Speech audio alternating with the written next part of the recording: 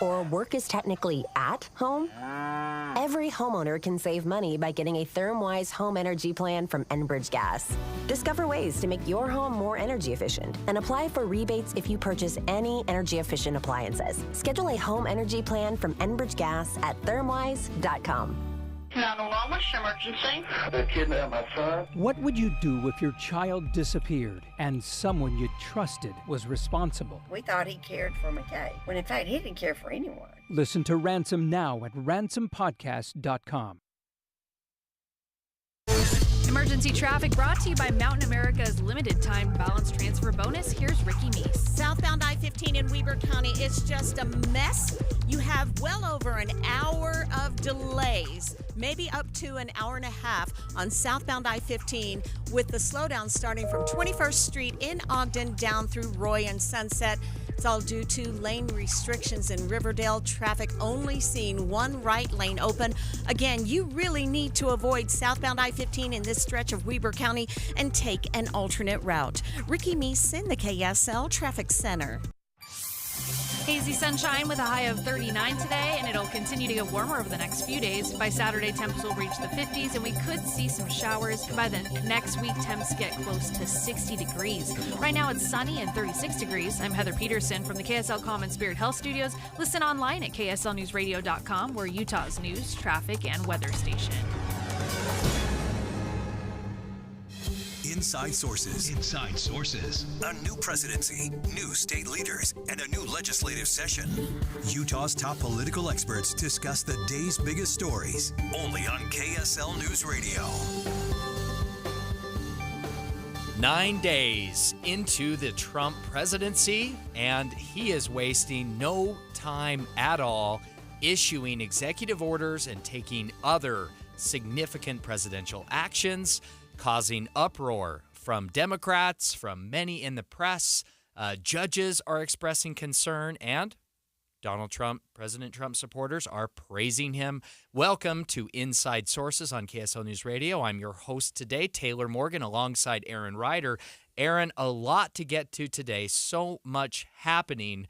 Like we said, President Trump is wasting absolutely no time, 9 days into office, starting also with signing the Laken-Riley Act today. We're going to talk more about that later. But Aaron, how are you reacting to Donald Trump's prolific action just 9 days into his second term? Well, I think, we've talked a lot on the show about how he has a mandate from the American people to go in there and make change. And he is certainly holding true to that. He is doing a lot of things that are causing a lot of interesting consequences out there. And I think in this segment, we're going to try and cover as many of those as we can. There are a lot of things that have happened, even just within the last 24 hours. And where do you want to start, Taylor? I want to start with the freeze on grant funding, federal grant funding. Aaron, you're a lawyer, also recently the Republican nominee for Salt Lake County Mayor.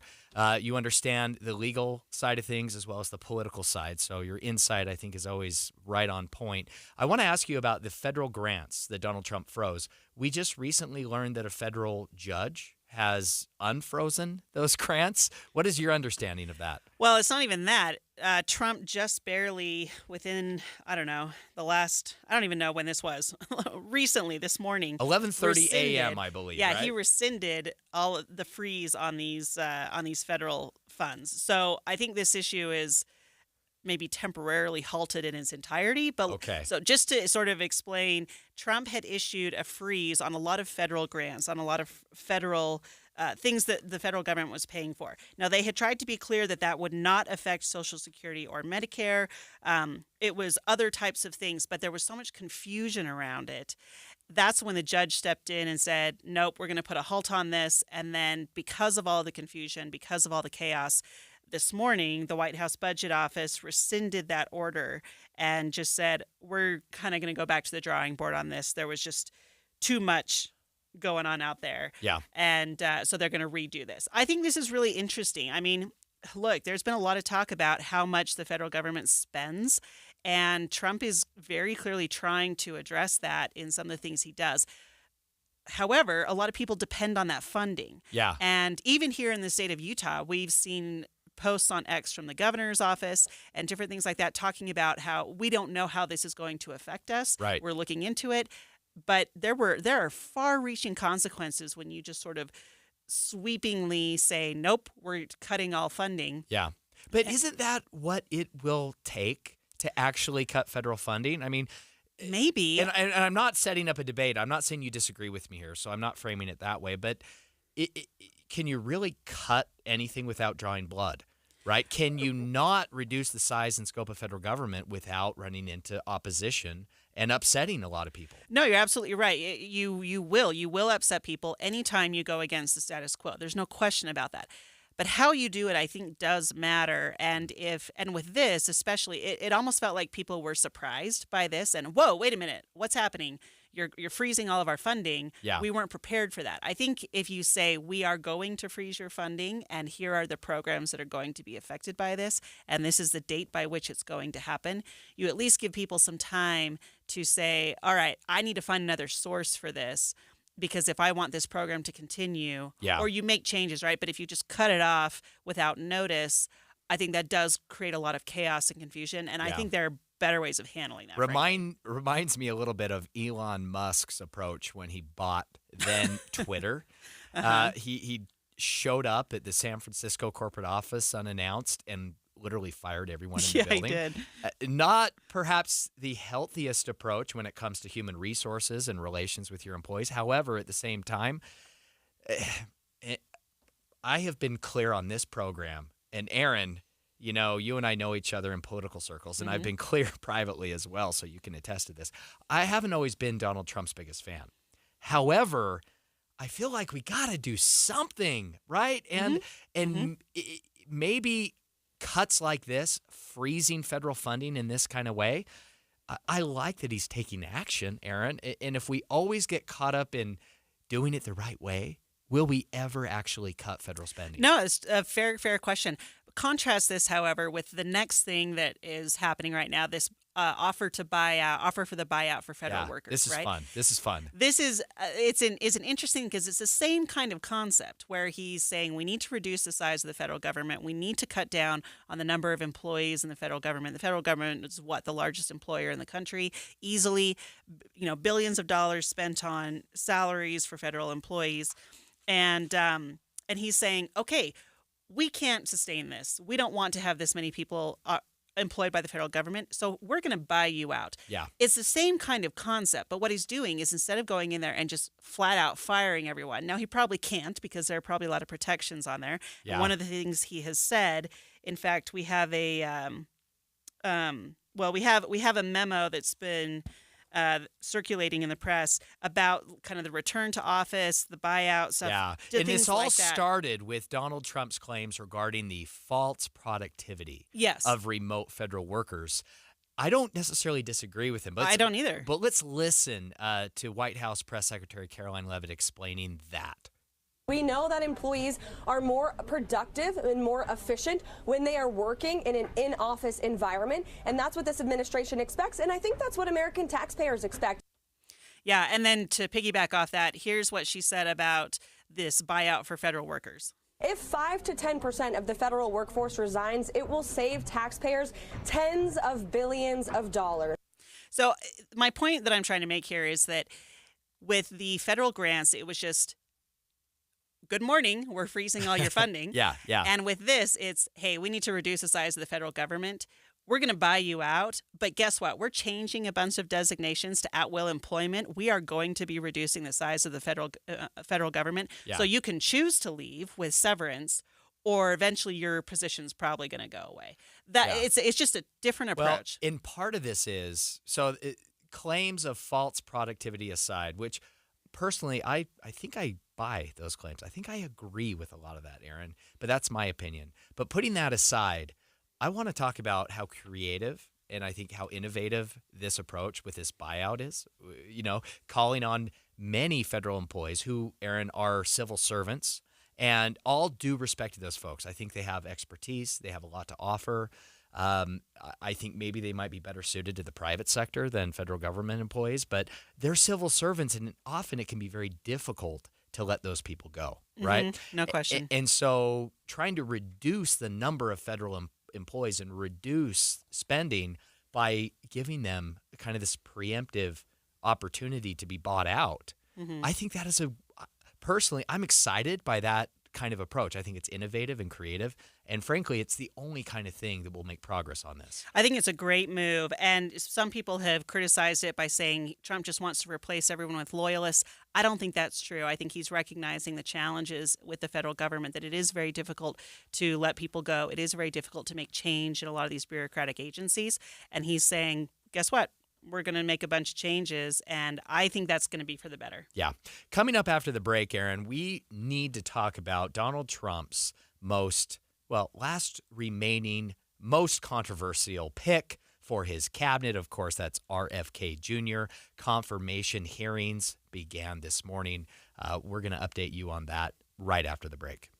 The newest part of your morning and still so familiar. When you wake up and listen to a radio show, it's like you're a part of a family. You're listening in on people you know, and it's magnificent that Andy Farnsworth is sitting in the chair because he's someone we know. Utah's Morning News. Andy Farnsworth joins Amanda Dixon to bring you important news in the car. 5 to 9 on KSL News Radio. This is Derek Overstreet, the New Millennium Group, and host of Stop Working and Start Living Radio. If you're close to or in retirement and you don't have a tax plan, call us right now, 888-999-6370.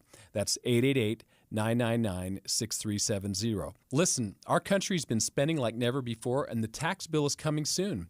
If you need an income tax strategy and a financial plan that will get you through the rest of your life, give my team a call, 888-999-6370. That's 888-999-6370. If you want an investment plan that allows you to keep more of your gains and pay less taxes, give us a call, 888-999-6370. My team specializes in the type of plan that will get you retired 3 to 5 years sooner than you thought possible. So, get a no-cost tax analysis by calling 888-999-6370. That's 888-999-6370. My team is standing by now. As a mom, comforting my family is what I do best. Vicks VapoStick provides soothing, non-medicated Vicks vapors in an easy-to-apply stick. And it dries fast, so there's no mess. I use it to comfort myself and my family. Thanks, Mom. Vicks VapoStick, soothing comfort for the whole family. And when you need more comfort for yourself, try Vicks Vapo Shower Max for steamy Vicks vapors. Use as directed. VapoStick for use ages 4 and up. Vapo Shower Max use for adults only. Why choose a Sleep Number smart bed? Can I make my side softer? Can I make my side firmer? Can we sleep cooler? Sleep Number does that. Cools up to 8 times faster and lets you choose your ideal comfort on either side. Your Sleep Number setting. And now, save 50% on the new Sleep Number Limited Edition Smart Bed. Limited time. Exclusively at a Sleep Number store near you. Learn more at sleepnumber.com.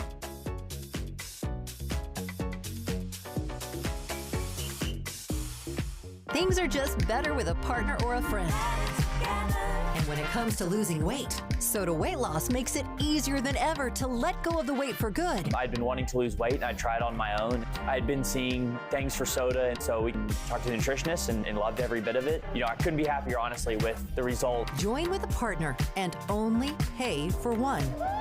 Imagine achieving all your weight loss goals together with your partner, and you only pay for one. I've let go 50 pounds, and I don't have the cravings that I used to have. I would definitely recommend soda. It's because it works. I even recommended it to my daughter, and she's on her journey now. Just go and look at the almost 9,000 Google reviews about Soda Weight Loss. Lose the weight without injections, without medications, without hunger. Get started now at sodaweightloss.com. That's SOTA weightloss.com. Soda is, say it with me, state of the art. If you're living with dry age-related macular degeneration or dry AMD, you may be at risk for developing geographic atrophy or GA.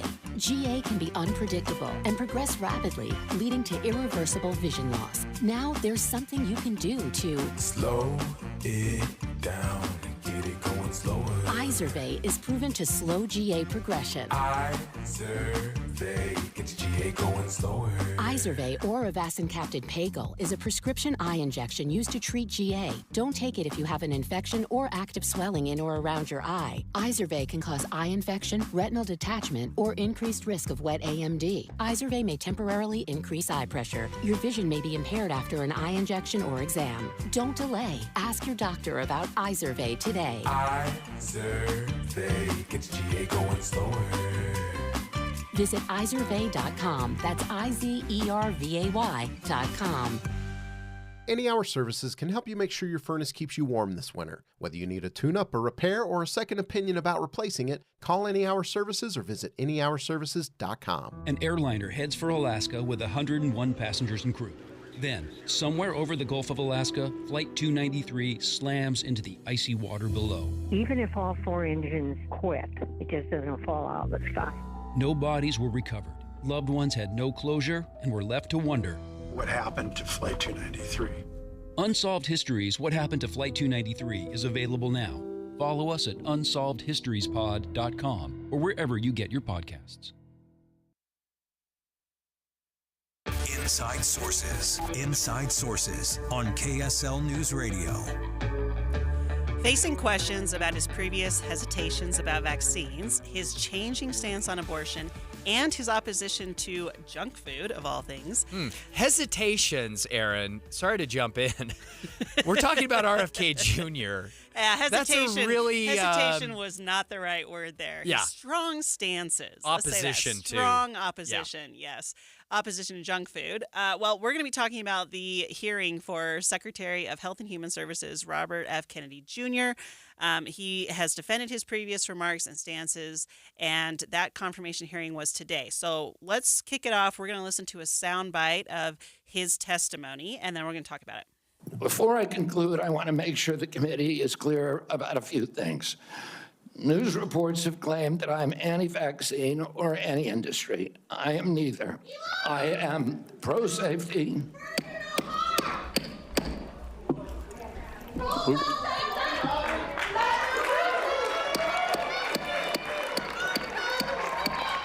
We'll have order. Please proceed, Mr. Kennedy. I am pro-safety. I worked for years to raise awareness about the mercury and toxic chemicals in fish, and nobody called me anti-fish. And I believe that that vaccines play a critical role in healthcare. All of my kids are vaccinated. I've written many books on vaccines. My first book in 2014, the first line of it is, I am not anti-vaccine, and the last line is, I am not anti-vaccine. All right. Well, I love this line where he says, I worked for years to raise awareness about the mercury and toxic chemicals in fish, but that didn't make me anti-fish. What do you think about this, Taylor? I mean, that was a pretty heated, testimony right there. Yeah, I don't think that is a legitimate argument. I think it's a false equivalency. But listen, I am willing to allow our public officials and our leaders to change their positions on issues. I am open to that. I do believe in holding them accountable for their previous positions. And let's not mince words about this. RFK Jr. did and said some very, very disappointing things, I'll put it that way, to make money and to try to win political support by being anti-vaccine. There's no way around it. Well, and he's kind of been all over the place, yes, right? Yeah. That's, I think, the biggest problem, the concern I have with Robert F. Kennedy Jr. is not any of his previous positions per se, but the fact that he has had so many contradictory positions. That's my concern, because when it comes to being Secretary of Health and Human Services, this is perhaps one of the most consequential appointments we make. Thinking back to previous secretaries of Health and Human Services, the name Mike Leavitt, former Utah governor, comes to mind. A very serious person who cares a lot about healthcare in the industry and the health of Americans. And I'm not saying Robert F. Kennedy Jr. does not, but it is really hard to pin him down on any of these key positions. So perhaps that's the issue that many senators are having with him, is the fact that he is now completely diametrically opposed to his previous statements. Yeah. And that does make it really hard. I mean, how do you appoint someone? How do you confirm someone if you have no idea where they stand? I'll be honest. I like a lot of the things he says about food quality, needing to improve our food quality here in the United States. I absolutely agree with that. You look at our food quality compared with other countries around the world, even, just Europe, right? That's such an It's elite. clear. No, it is true. But it is. All my friends who go to Europe and come back, that's all they talk about is how much better the chocolate is over there. Is that really what we need HHS focused on? I don't know. Well, I think it's part of it because, we do have an obesity epidemic here. We do have a lot of issues with diabetes and other health issues that stem from our diets. True. And we haven't always taken that as seriously in the past, maybe, as we need to. I'm okay with that, and I like that. But I think it is difficult to fully get behind him. Like you said, when you don't know where he stands and when he seems to be almost opportunistic in what he says as opposed to, even... And this is the concern, right? This is the concern. This is what we're hearing from senators. For example, in his opening statement, Democratic Senator and Finance Committee Ranking Member Ron Wyden of Oregon referred to Kennedy's past statement on vaccines, explaining how they differ from what RFK Jr. is saying today. This is the profile of someone who chases money and influence wherever they lead, even if that may mean the tragic deaths of children and other vulnerable people. Now, let me ask you this, Taylor. RFK has said, I serve at the pleasure of the president. I'm going to implement his policies. That was one of the things he said in the hearing. Yeah. At the end of the day, does it matter if he's taking contradictory standpoints as long as he implements the policies that Trump would like him to implement? That's a good question, Aaron. And I am of the mind that even though I personally, my opinion is I have serious concerns about RFK Jr., I'm familiar with his past positions. I've spent some time with him in person on some visits he's made here to Utah in the past. So I feel like I have some acquaintance personally with the man, and I know his positions. I have serious concerns with all of that. But ultimately, Aaron, I believe in letting President Trump have his cabinet. They're going to sink or swim on Donald Trump's policies and how they implement and execute on those policies.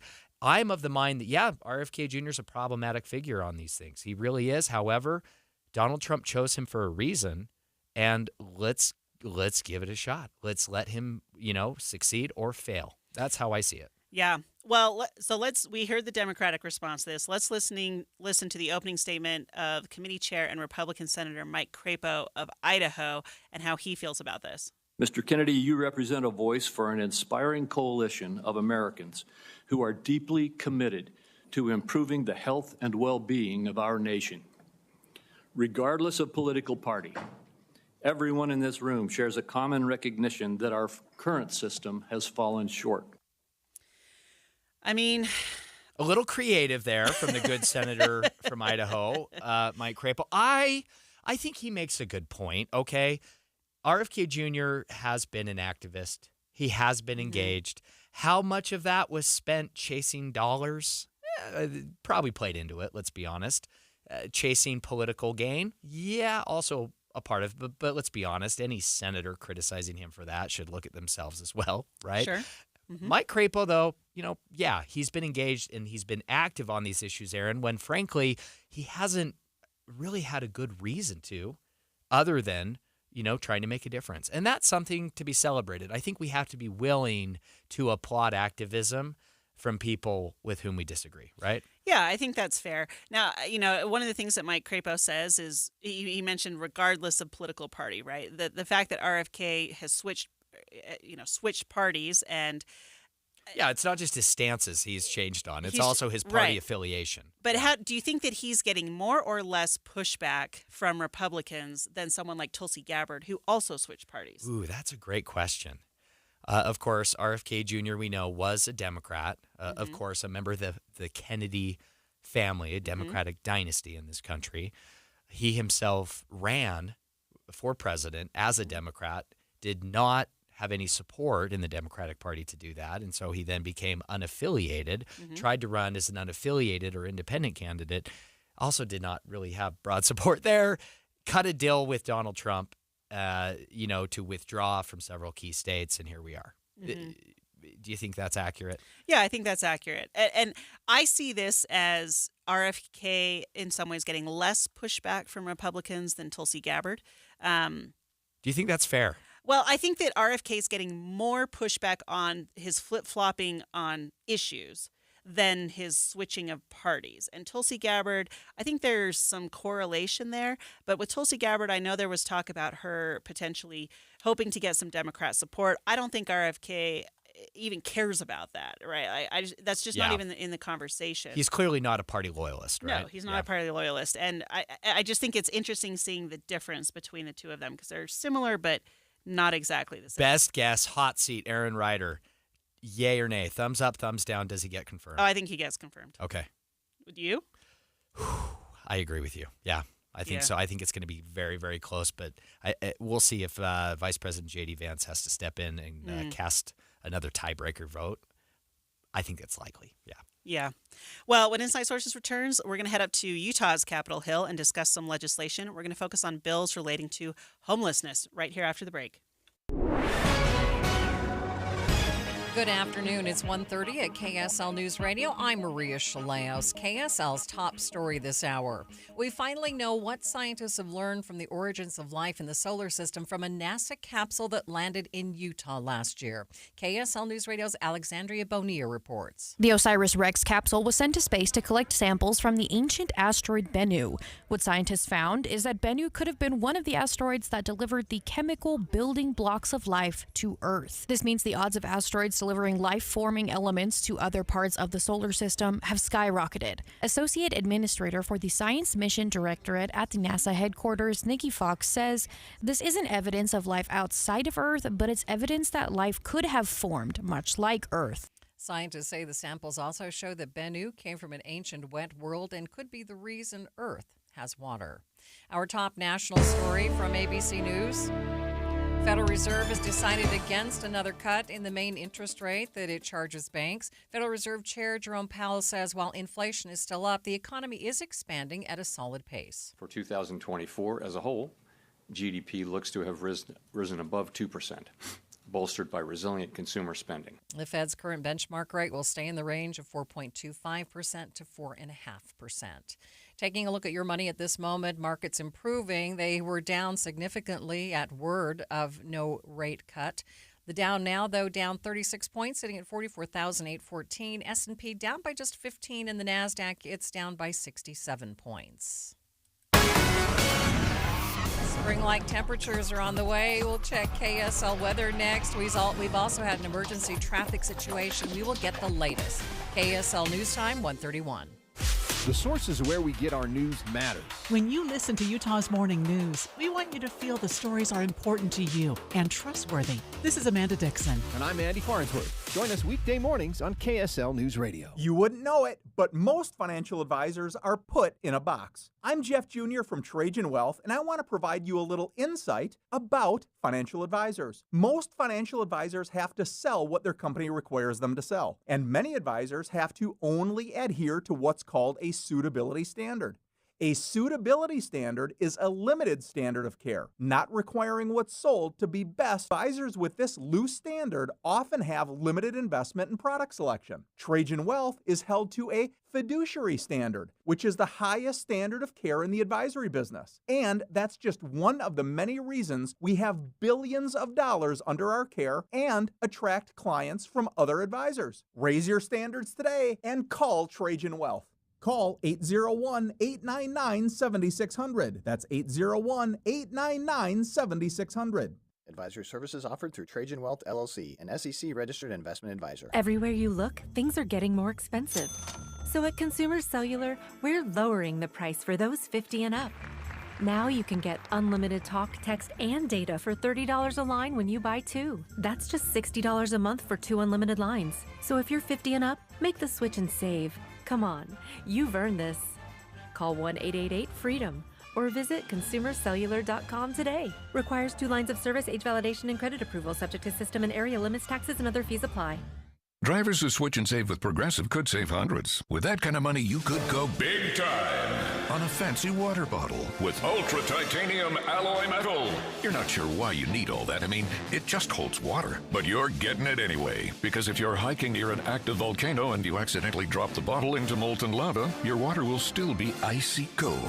Switch to Progressive and you could save big time. For water bottles. Progressive Casualty Insurance Company and affiliates, not available in all states. Potential savings will vary. Be advised, this is your opportunity to save up to 40 to 80% on a hot tub or swim spa. This weekend only, Friday through Sunday, Utah State Fair Park. Be advised, this is your opportunity to save up to 40 to 80% on a hot tub or swim spa. This weekend only, Friday through Sunday, Utah State Fair Park. 18-month interest-free financing. Our factories have demanded we sell 1,000 hot tubs and swim spas this weekend. Utah State Fair Park. Huge factory incentives, factory rebates, this weekend only. Utah State Fair Park. We can remove your old hot tub. Free delivery of your new hot tub. Hot tub starting at $2,999. Utah State Fair Park.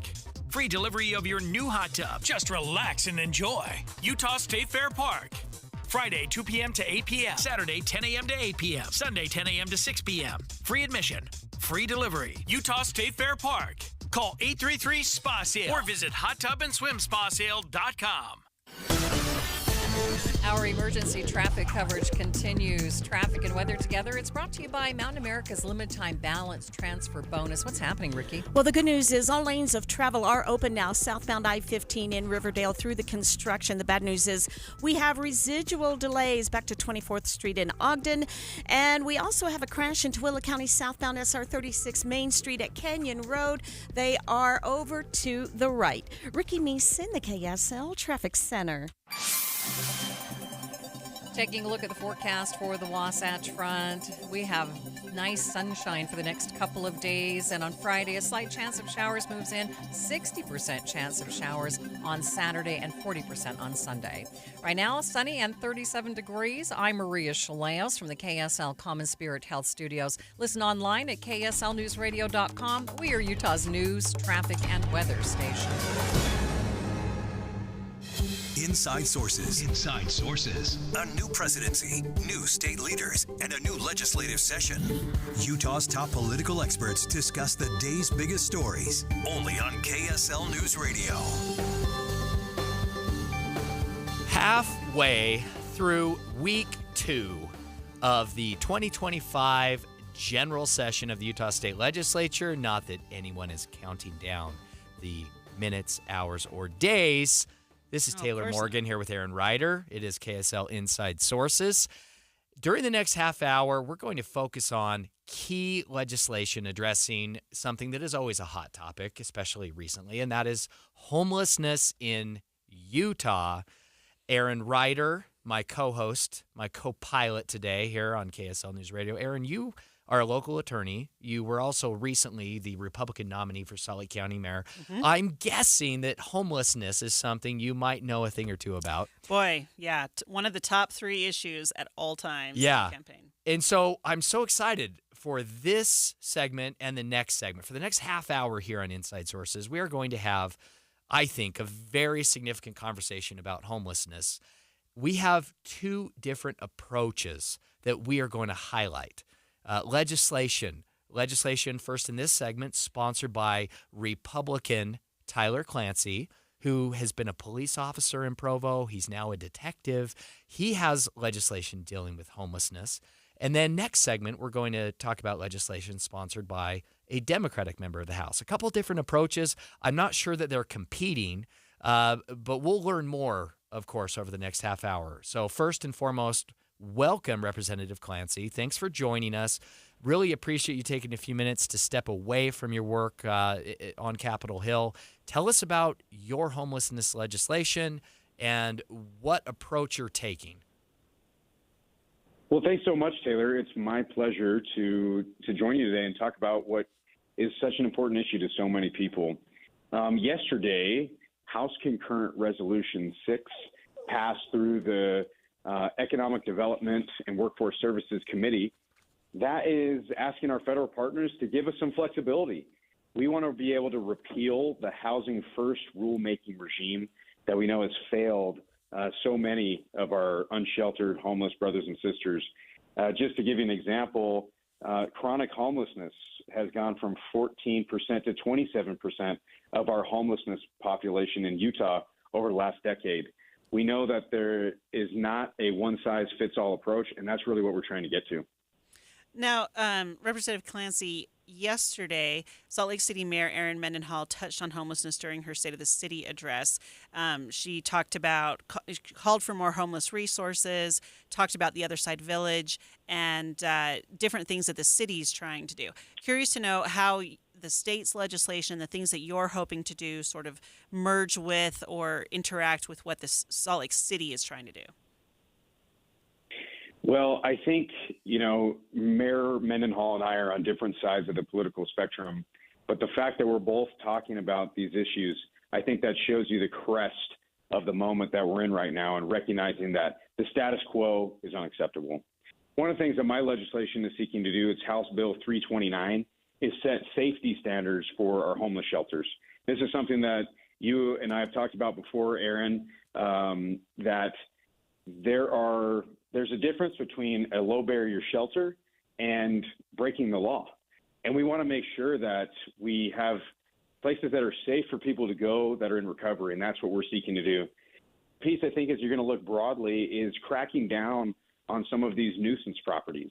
And I think that so many times we maybe conflate homelessness, which is very broad, and public safety concerns. But really, it's a very small Venn diagram where there's a specific subset of the population that may present as homelessness, but in reality, it's just we have repeat criminals who feel like they have nothing to lose.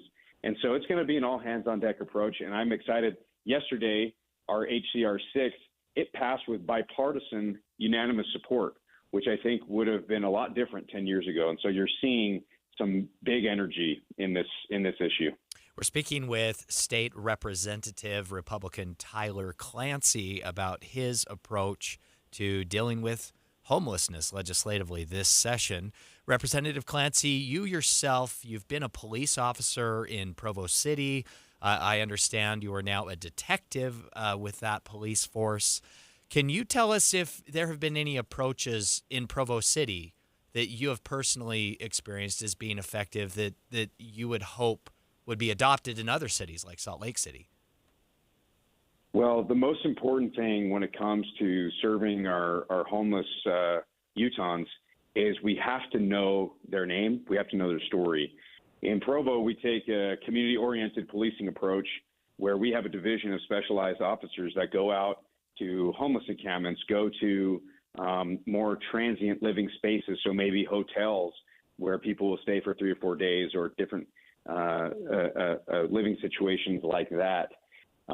If we decide, whether it's in Washington, D.C., or here on Capitol Hill in Salt Lake City, if we decide that we know what's going to solve homelessness for every single person, which includes people living in cars, people who have been evicted, someone fleeing domestic violence, and someone who's deeply addicted to methamphetamine, we know that's going to be a failed approach.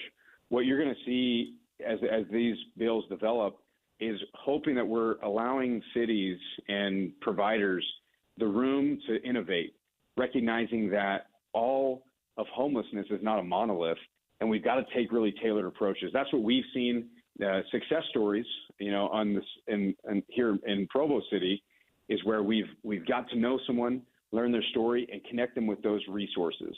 We can't just take a one-size-fits-all approach. I really appreciate that. I've heard you speak many times, Representative, about the importance of accountability, the importance of making sure that we are, holding people accountable for their choices as we move through options trying to address homelessness.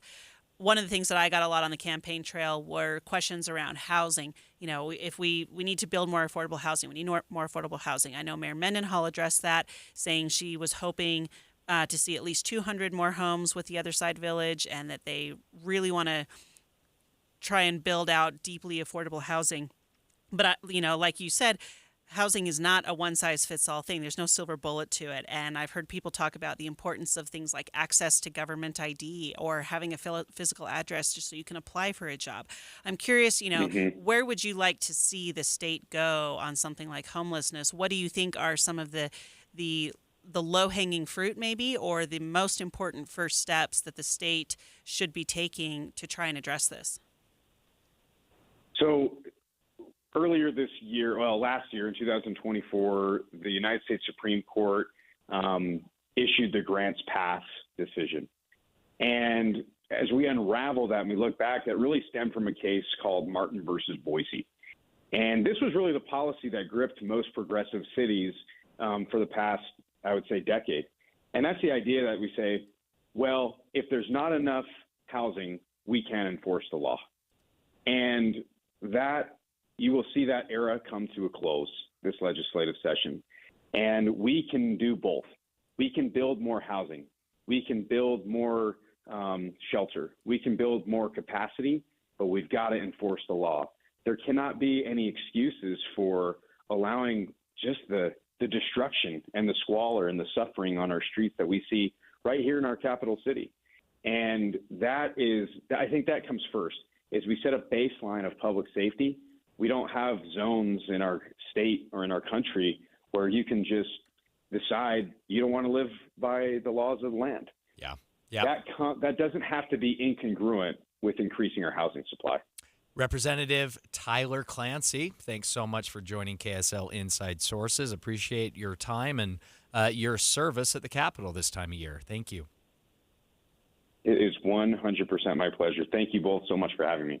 After the break, we're going to speak with a Democratic representative and talk about his approach to homelessness. That's next.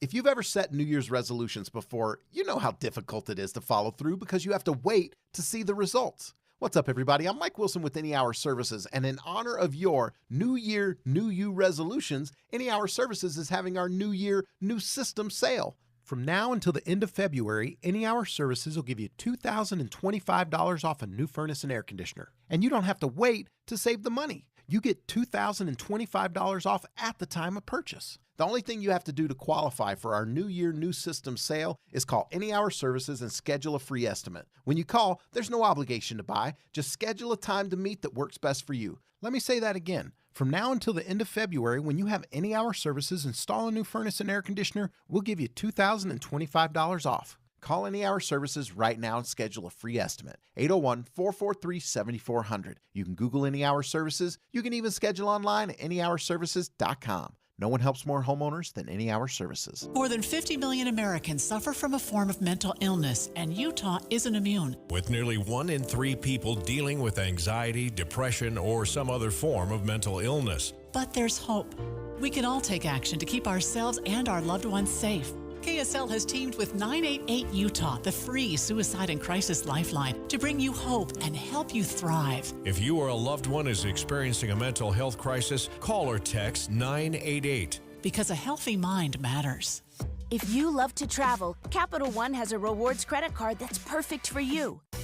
With Venture X, earn unlimited double miles on everything you buy and turn everyday purchases into extraordinary trips.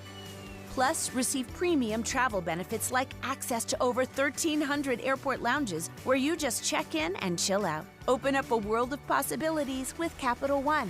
What's in your wallet? Terms apply. Lounge access is subject to change. See CapitalOne.com for details. Right now at Wendy's, get 2 of these fave items for just $7. The spicier classic chicken sandwich, Dave's single, or 10-piece nugs. It's an incredible deal, but an insanely difficult choice. Do you go double chicky sando, both spicy and classic, 1 beefy and 1 chicky? Or maybe you go all in on one and go Nug Max. 2 faves for just $7? Gotta be Wendy's. At participating Wendy's for a limited time only. Select a request 2 for $7 deal to redeem. Not valid in a combo or with saucy nugs. Single item at a regular price. Prices may be higher in Alaska and Hawaii. Every year, tens of thousands of people get scammed. So who exactly are the crooks behind these frauds, and what would you ask them if you could? I got the chance. Did you ever scam anybody in Utah? Did you make a lot of money? Did you ever worry about getting in trouble? Do you worry about getting in trouble now, showing your face and talking on TV? How did you get into scamming Americans? What do you think people should know who are watching this story? Hear the answers in this exclusive interview. Secrets from a Scammer, Thursday on KSL 5 News at 10. Sure, humans can be a little weird at times, but take it from me, I'm a dog. And a person is about the best thing that can happen to a shelter pet. So if you want to learn how you can be that person, get down to your local pet shelter or visit theshelterpetproject.org. Brought to you by the Ad Council. Are you and your credit card ready for some peace and quiet? Experience the relief of a low rate with the Mountain America credit card. With a 3% cash bonus on balance transfers, it's more relaxing than ever. Open a Mountain America credit card today for your limited time bonus. Details at macu.com/transfer. Loans and approved credit. Membership required based on eligibility. Offer can change or be withdrawn at any time. Terms, conditions, and restrictions apply. How does a soccer club born in an unlikely place, Utah?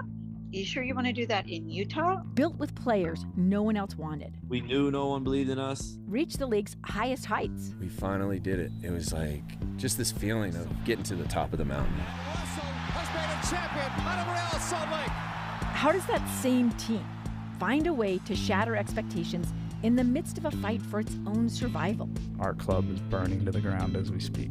I'm Amy Donaldson, and in a new podcast, Making of a Moment, the RSL story, we take a closer look at one of those iconic sports moments Soccer is a crazy game, and we saw it firsthand tonight. and unravel how knowing the truth of these moments can transform what they mean.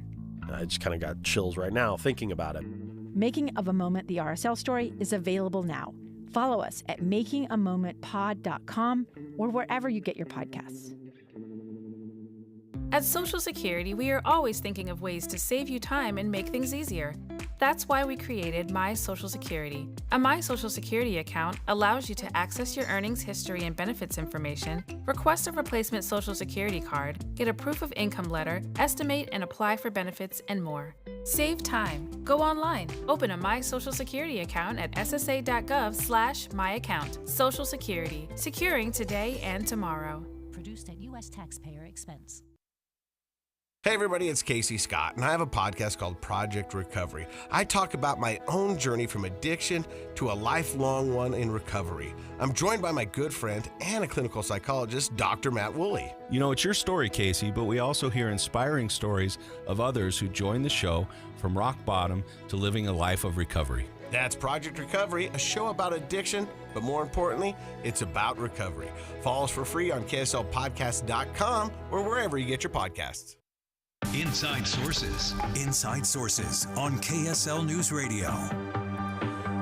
Our special coverage of Utah's legislative session continues this segment. We're going to be continuing our conversation on homelessness, but this time we're going to look at it from the Democratic standpoint. Now, Taylor, you are a lobbyist. You work up on Capitol Hill. You have a lot of relationships and associations with these folks. Before the break here, we were just talking about the process, and in our last segment, we talked a little bit about, you know, we've got a Republican approach and a Democratic approach and how those all work. Tell us a little bit about the process. How do you see, you know, these two different sides on an issue like homelessness sort of coming together through the process of the legislative session? Yeah, Aaron, this is something that I get so excited about when we have a chance to talk about legislative process on this show, because if there's anything I want our listeners to take away from listening to KSL Inside Sources, it is that they have the ability to have an impact. And we have a legislature that truly believes in competing approaches and believes in the process and believes in voter input.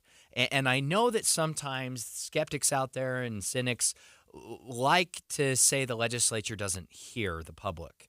I think the truth is very much the opposite, Aaron. I think they really believe in process. They believe in public input. Mm-hmm. We will see competing approaches with bills different, you know, with different content, with different styles, different approaches to every issue. We'll see that, I think, even more so this year. That is something that Speaker Mike Schultz has been on the record with very clearly, that he believes in the process, he believes in constituent input, and that's why we are going to see different approaches to try to tackle tough issues like homelessness. And right now, joining KSL Inside Sources, we're so happy to have Democratic Representative Grant Miller on to talk about his approach to addressing the issue of homelessness in our state. Representative, thanks so much for taking a few minutes to join us. I hope we didn't pull you away from a caucus lunch there on the Hill, but so grateful for your time. Tell us about your bill and your approach to homeless legislation. Well, thank you so much for having me on. I really appreciate it and appreciate the opportunity. Legislative session is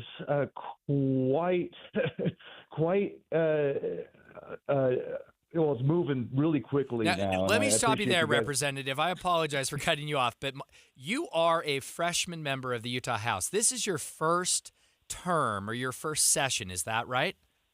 That's correct. I've been up here, what is this, day 8, and so I'm learning the ropes and swinging around pretty quick, trying to learn as I go. It's a fire hose.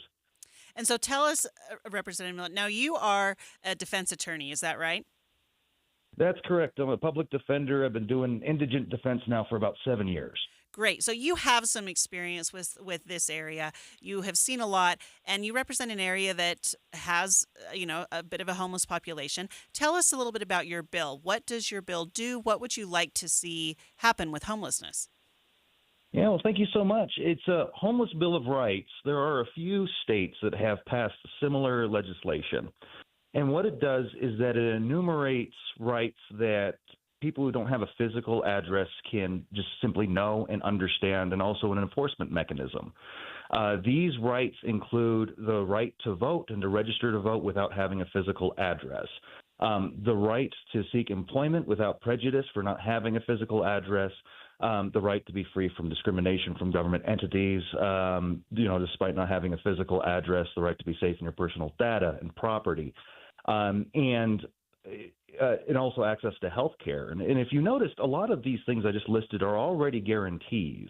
But the nice thing about this bill is it lists it all cleanly on one page and adds an enforcement mechanism. And that enforcement mechanism is that if any of these rights are violated, someone who's experiencing homelessness can go and retain any attorney that wants to take the case.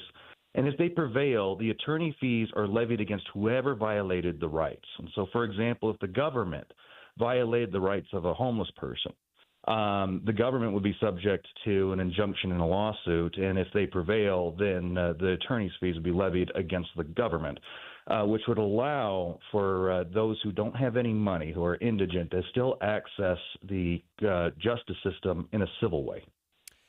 Representative Miller, I have to ask you a question. I promise I am not trying to get you in trouble here.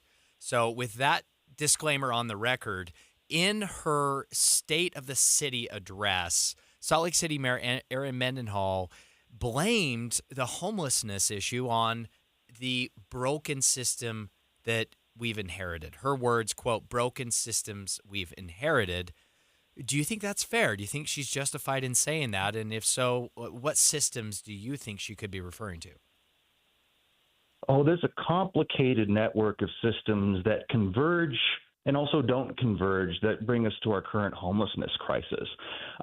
It's very difficult to point to one thing. It'd be disingenuous to point to one aspect of the system and said this failed us.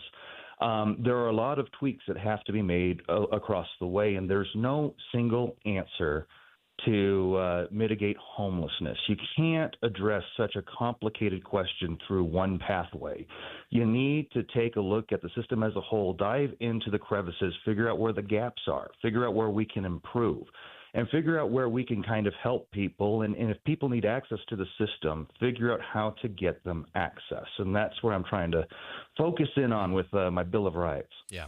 Now, Representative Miller, you talked about a couple of things here that I wanted to ask about in your bill, and we've got just about a minute left here. You mentioned, the right to vote and register to vote without an address, to seek employment without an address. When I was running for Salt Lake County Mayor, that was something that came up a lot, and I believe you can already do that. Is that right? That's correct. So your bill is trying to take that, because I know that there were groups out there who would try and work with members of our homeless population, say, hey, you can still register to vote even if you don't have an address.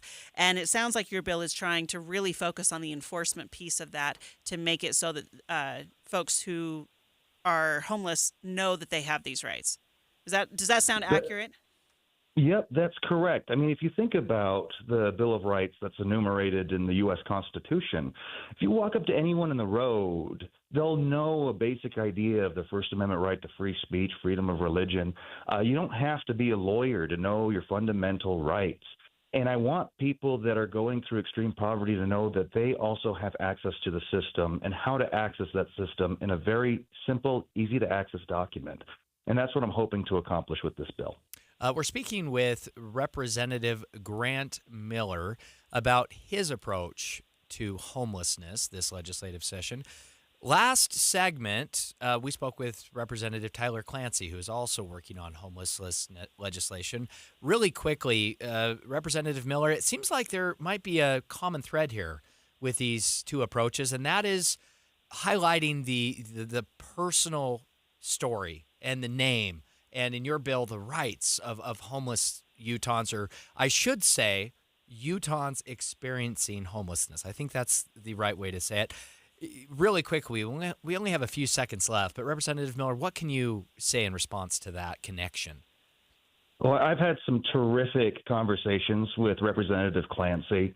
I consider him to be on the same side, but different side of the same coin, because he's a police officer when he's not on Capitol Hill. I'm a public defender when I'm not on Capitol Hill. Okay, we'll have to leave it there. We need to wrap up the segment. Sorry to cut you short, Representative Miller. We're out of time.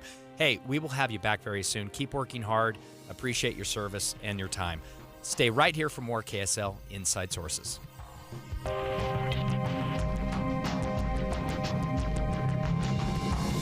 KSL FM Midvale. KSL Salt Lake City. From the KSL Common Spirit Health Studios, this is KSL News Radio.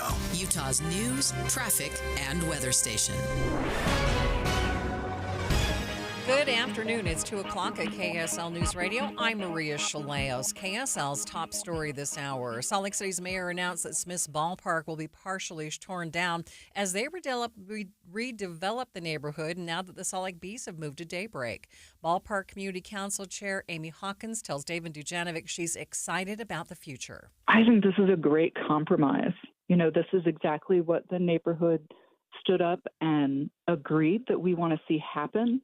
And actually, the mayor's announcement came a little bit ahead of schedule. A section of the stadium seats will be left standing and will be used for concerts and other community events. The grass field will become a large open space.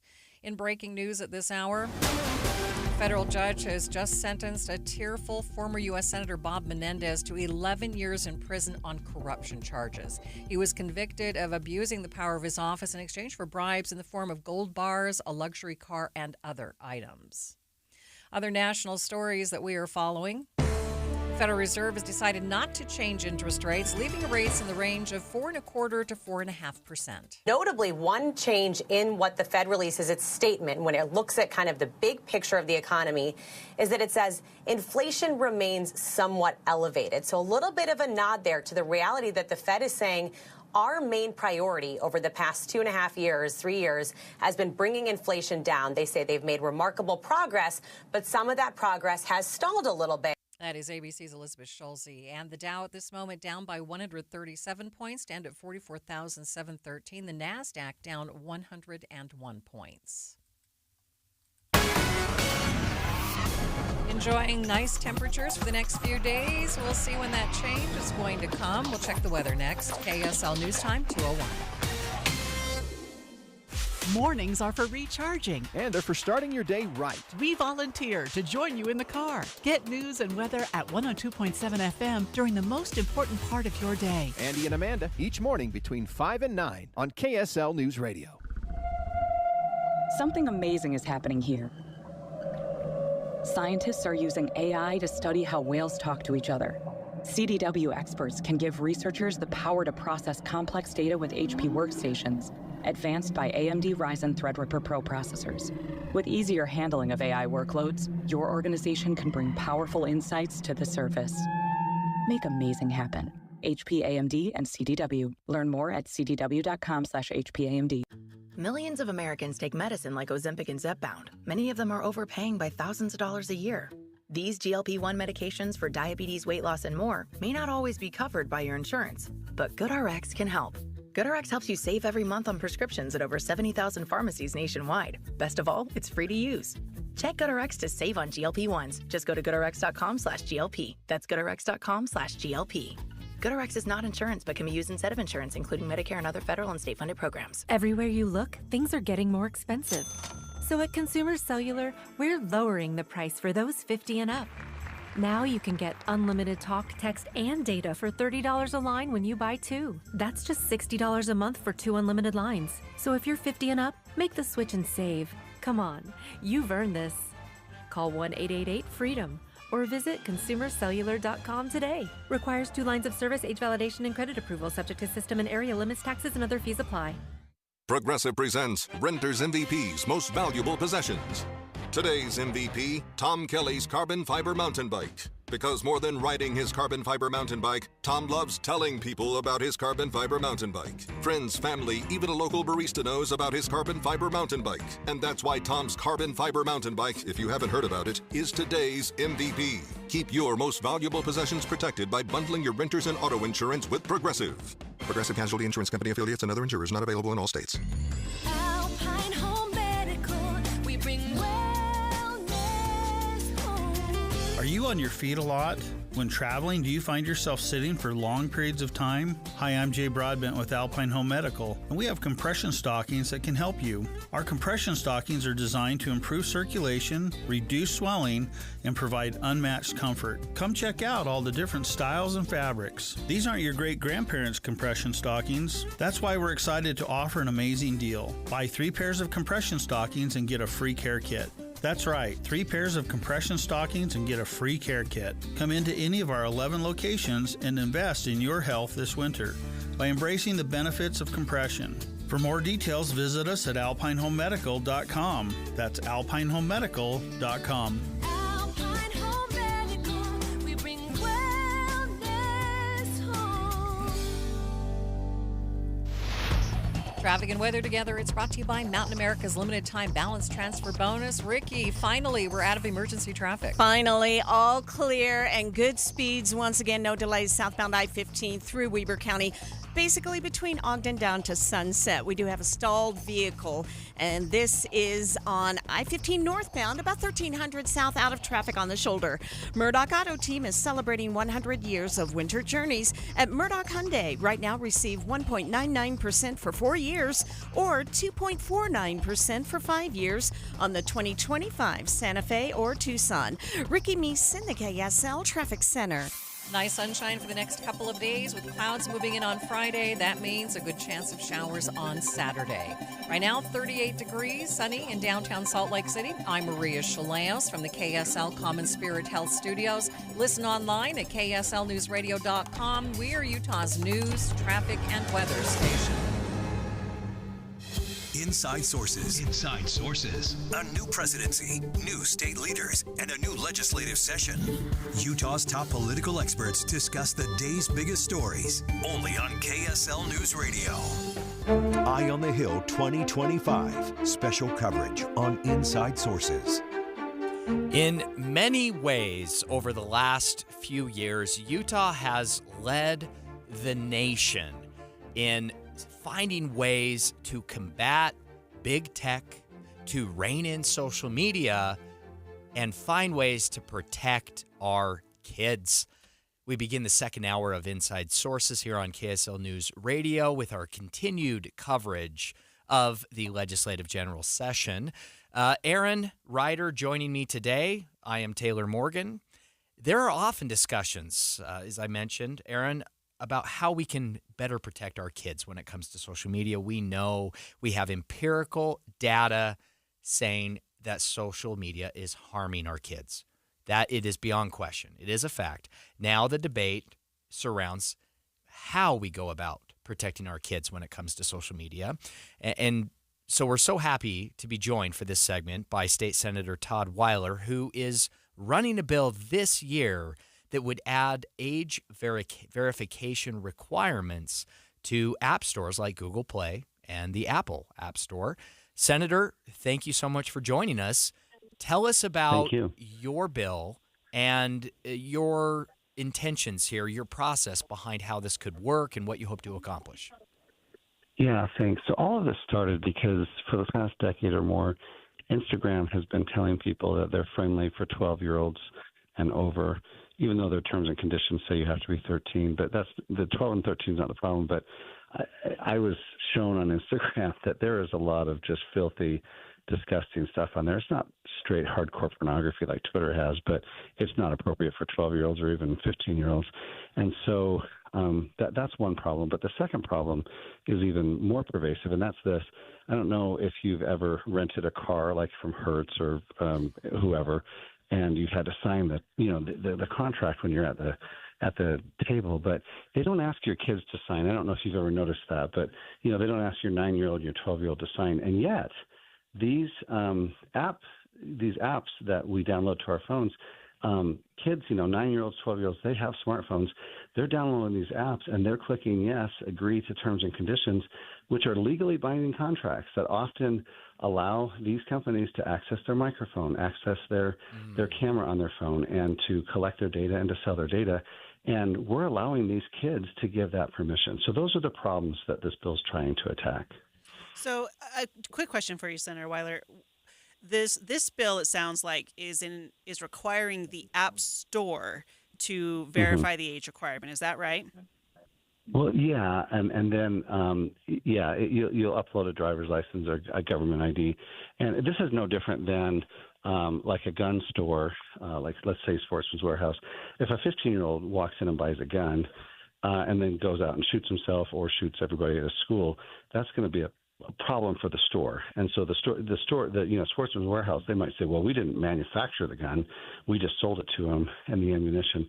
So in our society, we've always held stores liable. And another example is bars. If a bar, allows someone to get drunk and they go out and kill someone as a drunk driver, the bar can be held liable. And so, yeah, we're aiming this at the Apple Store and the Google Store. I want to double click on this liability element. Your bill includes a private right of action for parents of harmed minors. Tell us about that. Yeah. So if a parent believes that their child's been harmed, then they can sue the Apple or Google. What we found is that these billion-dollar corporations, they're much more afraid of millions of parents than they are of 50 attorney generals. So that's one of the reasons why we put that in there. And similarly on that, I see a thing in the bill that it says it provides a safe harbor for compliant developers. So how are developers impacted if my business is developing apps for the Apple Store or the Google Play Store? Am I going to be, liable for any of this? Probably not. No. And so all the developers need to do is to make it so if they know that the end user is under the age of 18, that they can tether it to a parent's account so the parents can see what's going on. The parents can approve the terms and conditions, etc. Okay, Senator, I have to ask. I have a 9-year-old boy and I have a 14-year-old boy, and I can understand how this could be helpful. At the same time, as a parent, I see it as my sole responsibility to understand, to know daily almost what my 14-year-old is doing on the iPhone I gave him. Help me. I don't need to be persuaded, but for some of our listeners, Senator, I'm glad you asked, because that's the biggest pushback I get. Why is this necessary? It's also your responsibility to make sure your 14-year-old's not drinking beer. And yet, when he goes to 7-Eleven and tries to buy a six-pack, the law requires the cashier to ask to see his ID. And so we have, and I could do the same thing for vaping products and drugs and alcohol, drugs and paraphernalia. So this is in no way trying to remove parental responsibility, but when it comes to the health and safety of our children, the government's always been there as a backup. Yeah. Okay. And so, I see that the bill passed unanimously out of committee, I believe it was yesterday afternoon. So Yes, how do you feel yes. about it? Do you think you're going to have widespread support for this? What are the next steps forward on this? I think we'll have widespread support, and I'm the kind of bill sponsor that I'm always listening and trying to make tweaks to make it better. And so I've got an open door policy. I'm talking to Apple and Google, and they've been very helpful with some of their suggestions. So I appreciate that. We're speaking with Senator Todd Weiler about his bill that would require age verification in app stores. Senator, is this a novel approach? Have any other states done this?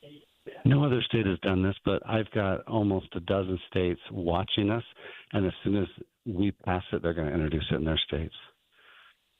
Well, I think it sounds really interesting, Yeah. and I think we're going to be really excited to see what comes of it. So, Well, thanks so much. Yeah, you mentioned a minute ago that you are trying to be a really intentional legislator on this. If people have feedback on this, should they reach out to you? What's the best way to do that? Yeah, they can call me or text me. All my information is at le.utah.gov. Senator Todd Weiler, thank you so much for taking a few minutes to join us on Inside Sources, and thanks Thank for you your both. service up on the Hill. Thank you. Bye-bye. Aaron, I think it's so interesting. And I asked him the question about if other states have done this, not to say that other states should do it first, right? That isn't my premise there.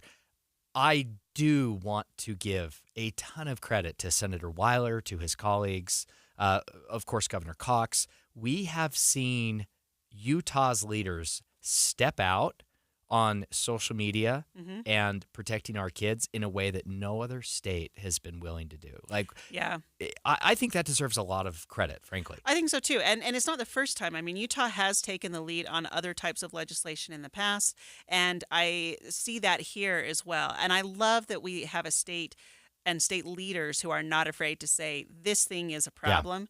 And we need to find a compromise. We need to find a solution. We need to find whatever it is. And that then becomes a model for other states to follow, and sometimes even for the federal government. Yeah, and I may be biased, Aaron, but Utah is the greatest, most beautiful state in the entire country. Oh, I think we agree on that. And we lead the way in so many ways with our economy, right, with business growth.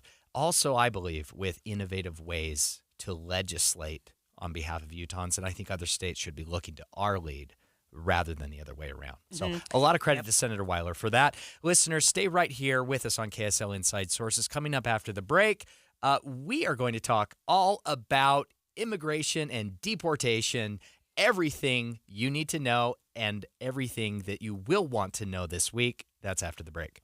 Join the smartest conversation in Utah, the team of analysts and political advisors that make up Inside Sources.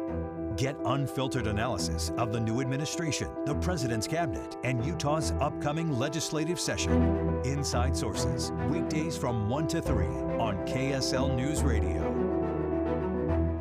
Where can you kick off the new year with big savings on gig speed? Only with Xfinity, now through January 30th. Get gig internet at home for $25 a month for 1 year when you add an unlimited mobile line, which connects you to gig speed Wi-Fi on the road. Act fast today and save more than $650 over AT&T and Verizon in your first year. Plus, hurry and take advantage because right now you can also get a free 5G phone with trade-in. So save big and stay connected to what you love with fast gig speed internet and mobile. From home to hotspots, this new year, it's all about gig speeds and big savings. Don't wait and get gig speed internet. Spend less green and switch to Xfinity. Go to Xfinity.com/gig savings to learn more. Requires paperless billing and autopay with stored bank account. Restrictions apply. Equipment, taxes, and fees extra. $40 internet discount applied to mobile bill. After promo, regular rates apply. Actual speeds vary. Savings compared to Verizon Fiber Gig Plus 1 Unlimited Welcome Line and AT&T Fiber Gig Plus 1 Unlimited Starter Line. Xfinity internet required. Reduced speeds after 30 gigabits of usage per line. Data thresholds and actual savings vary.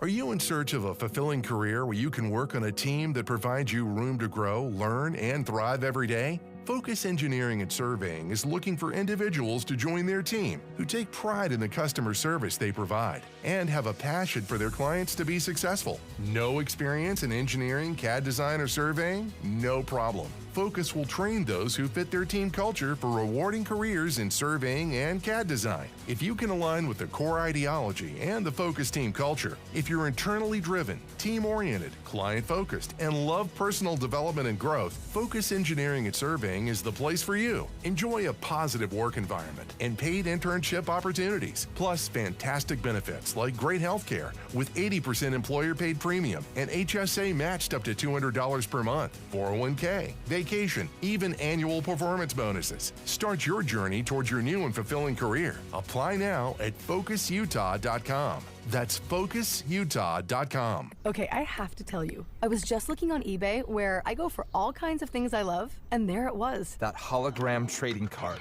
One of the rarest, the last one I needed for my set. Shiny like the designer handbag of my dreams. One of a kind. eBay had it, and now everyone's asking, ooh, where'd you get your windshield wipers? eBay has all the parts that fit my car. No more annoying, just beautiful. Whatever you love, find it on eBay. eBay, things people love. When you're hiring, have you ever felt like you're missing out on meeting great candidates? Well, they're not hard to find when you go to ZipRecruiter. Every day, ZipRecruiter helps people who are actively looking for jobs like yours, so it's easy to find the right person fast. 4 out of 5 employers who post on ZipRecruiter get a quality candidate within the first day. Try ZipRecruiter for free at ZipRecruiter.com/free. That's ZipRecruiter.com/free. The Management Minute is a service of the MBA program in the John M. Huntsman School of Business at Utah State University. I'm Professor Scott Hammond. Some people think if they repeat something that's false enough times, it'll become true. In the age of artificial intelligence, that's doubly dangerous. AI can sometimes access the wrong data and produce wrong outputs. However, we might mistakenly think that that information from AI is always correct because it is from AI. Computers will never replace humans in moral judgments and in fact determination. AI is intelligence, but not ethical judgment. We need to make sure that we continue to make those judgments, even though AI will give us more information and be very useful. To learn more about ethical decision-making, consider an MBA from Utah State University. Go to utahstatemba.com. That's utahstatemba.com. I'm Scott Hammond. Hope to see you in one of our classes. Getting help with plumbing repairs is easier than you think. All you have to do is call Any Hour Services or schedule an appointment at anyhourservices.com. No one helps more homeowners than Any Hour Services. Inside Sources. Inside Sources on KSL News Radio. A big story in the news since President Trump took office is his changes to immigration policy and his quick work to deport immigrants here in the country illegally, primarily immigrants who have been convicted of crimes. In fact, just before the show began, the president signed his first bill into law, the Laken-Riley Act. The act requires the detention of unauthorized immigrants accused of theft and crimes, violent crimes. Now, this is interesting, right? Because we've seen Trump, Taylor, primarily deport folks who are criminals. But the Laken-Riley Act authorizes the detention of unauthorized immigrants accused of theft and violent crimes. I think this is a step further, right? They haven't yet been convicted. They haven't yet been convicted. They've been accused. When we say unauthorized immigrants, is that a legal term for illegal? Is that the same thing? Yeah. Okay. Yeah. Okay. Yeah. So, this is really interesting, Aaron. Clearly, President Trump is expanding his work when it comes to immigration and deportation. I want to take a step back, and I want to frame the next several minutes of conversation we are going to have here on KSL Inside Sources about immigration and deportation. I'm very excited for this conversation, Aaron. I want to set it all up with reminding our listeners and reminding myself that Donald Trump won this election, the election in 2024. He won that election in historic fashion. He won as a Republican candidate. He won the popular vote. Mm-hmm. He also won the Electoral College. Right. He won both by a large margin. Mm-hmm. He was the first Republican president to do so in 20 years, to win both the popular vote and the Electoral College. Right. He, I believe, and I believe the data confirm this. He won because he had a clear mandate from American voters to take swift and sweeping action on the southern border. Yes. And Aaron, he is doing just that. Mm-hmm. And we are seeing all kinds of reactions across the spectrum. We're seeing a lot of, alarm and surprise being expressed by Donald Trump's critics, by those in the other political party, and even many in the press that are really freaking out is the best way. Yeah, I right? think that's a good way to say that. I'm not the most mature person, Aaron Ryder. You know this about me, but they are freaking out, and they're sounding all kind of alarms about what Donald Trump has been doing on immigration and deportation. I don't know that I buy that response. Am I wrong? Do they have good reason to be freaking out?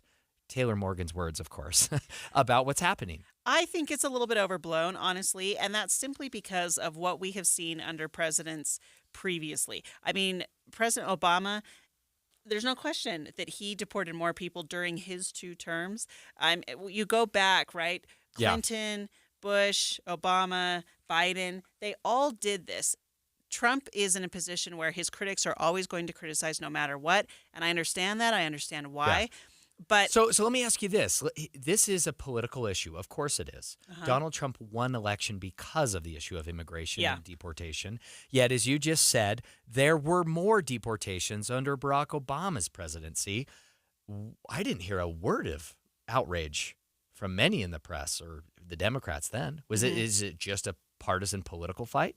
I think sometimes, yes. But I think the fact that immigration was such a huge issue in the 2024 campaign is making this a front and center thing. And the fact that Trump has done so much over his first week in office, week and a half in office.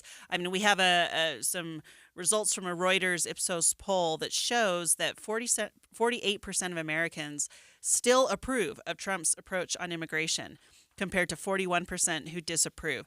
Now, if you look at other things that Trump has done, his approval has dropped quite a bit, actually, over his first week in office. But on immigration, people aren't big fans of renaming the Gulf of Mexico to I think it's kind of fun, Aaron, but turns out the rest of America may not agree with me. Sure. But when it comes to immigration, we are still full steam ahead on this. And so I think that the things that we're seeing, Trump is moving fast. I think that's the other piece of this, right? He's moving very fast, very swift on a lot of these immigration policies, which of course is going to generate a lot of fallout in some ways. It's going to generate a lot of, unknown. I have friends in the immigration world. In fact, in our next segment, we're going to interview an immigration attorney about this that are in the immigration law sphere. And they say it's just chaos. Every day they have no idea what they're going to do. Yeah. And no idea what's coming down the pipeline. And that's a really crazy place to be. And so, of course, it's going to generate a lot of attention. And I think what is so significant about the Laken Riley Act, which was passed in a bipartisan way. Yeah, bipartisan This support was for not that. a party lines Republican bill. This was a bipartisan bill passed by Congress, signed today by President Donald Trump. This bill really does expand the reach and expands the conversation and perhaps the unintended consequences of what Donald Trump is doing when it comes to immigration and deportation. We are seeing a broadening of the picture here to not just convicted, violent criminals that are here illegally, Aaron, but we are now expanding that to, quote, unauthorized immigrants who have been accused. Yeah. Not convicted, accused. So is that carte blanche for law enforcement in this country?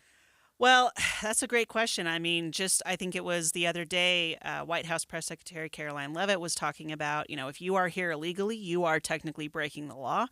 I think it's, we're going to see an expansion of this. There's no question. Senator Katie Britt, who's a Republican from Alabama, when talking about the Laken Riley Act, she said, if you come into this country illegally and you commit a crime, you should not be free to roam the streets of this nation. Yeah. And that's a lot of what this bill's saying. If you are here illegally, you commit a crime, we're going to detain you. And if you are convicted of that crime, you're likely on a plane out of here. Yeah.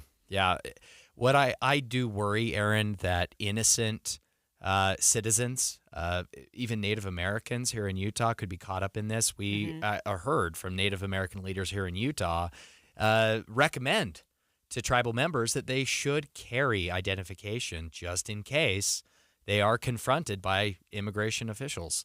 We have had comments from, Utah Highway Patrol troopers we know have stated that they will not be carrying out checks to determine the migratory status of people.